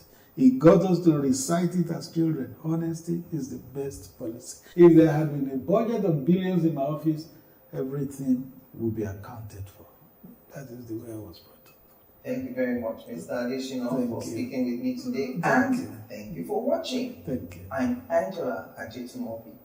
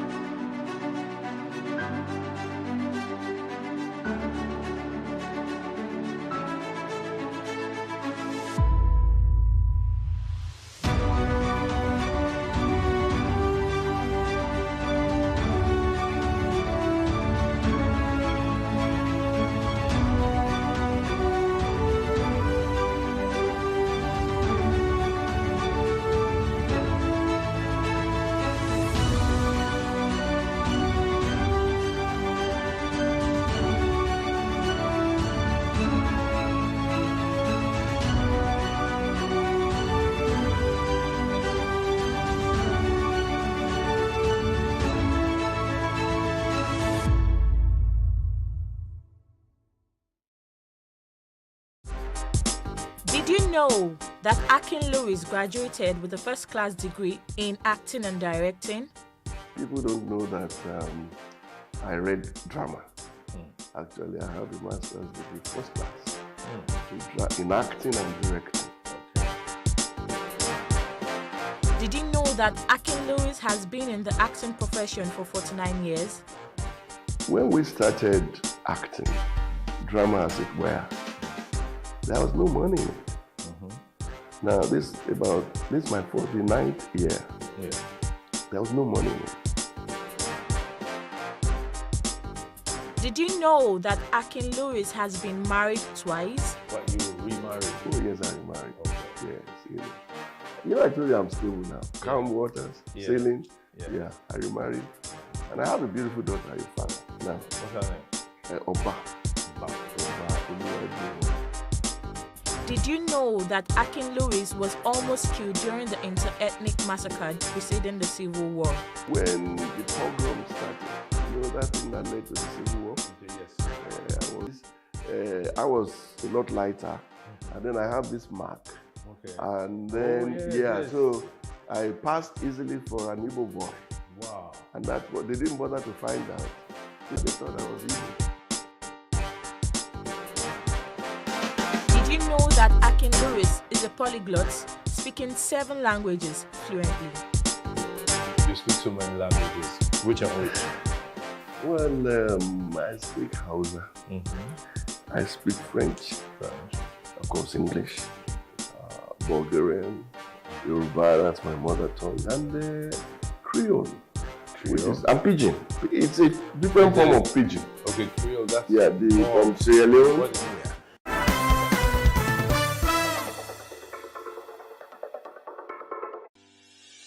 Increase the reach of your events or business services.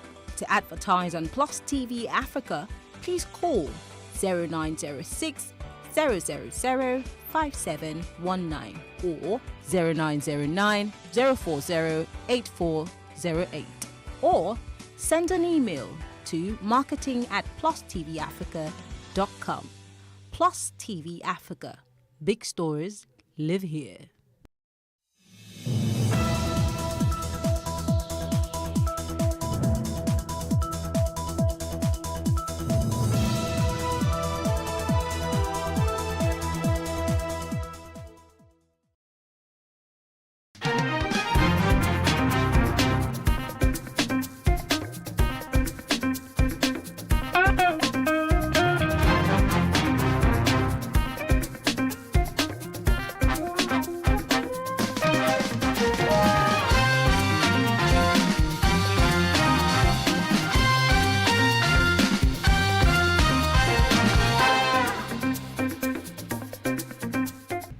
Reforms introduced and implemented by the Governor Babajide Sanwo-Olu-led administration are aimed at streamlining business development processes and building investors' confidence in the state's economy. And the Sanwo-Olu's government has been proactive in implementing business-friendly regulations and constantly reviewing ease of doing business policies to lessen challenges associated with new business registration and obtaining permits. The digitalization of services has equally eliminated bureaucratic bottlenecks while enhancing stability in the business environment, demonstrating a new push for an aggressive investment inflow to boost Lagos State's economic growth. This is a Greater Lagos vision. Lagos is indeed rising. I am Love Oyedoku. Welcome.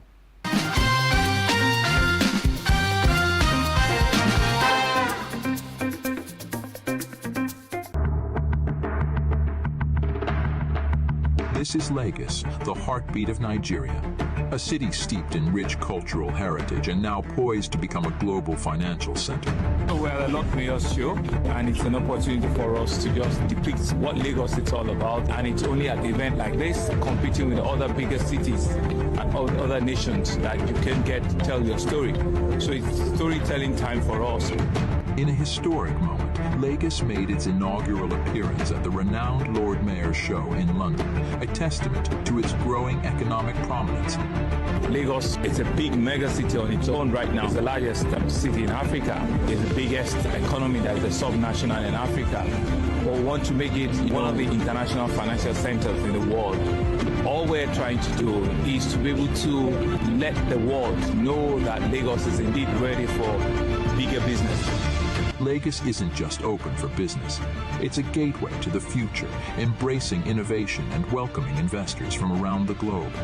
We invite the world to witness Lagos's dynamism, progress, and the myriad of opportunities available for transformative, groundbreaking projects. Lagos is indeed ready to take over the world in the financial space, in the economic space, and to truly really be able to tell both the Lagos, the Nigerian, and the African story, and be able to let other parts of the world know who we are, understand our culture, understand that we're the center of culture, entertainment, music in the whole of Africa, and to also be able for people to know what we have to give to the world.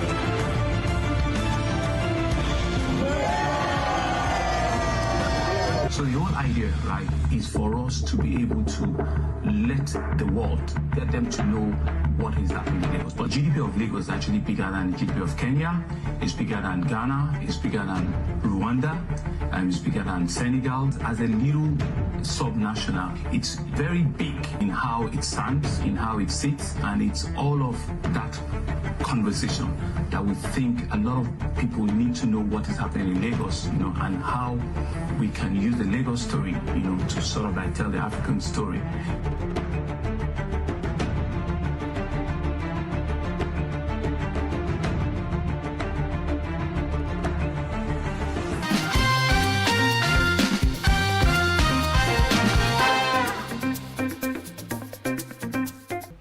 On this episode, Ease of Doing Business, Governor Sanwo-Olu meets investors, guarantees returns on investments.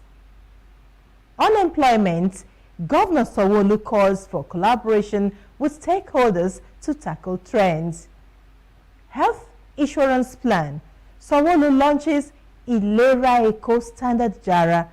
Details of these and many more when we return. Please don't touch the dial.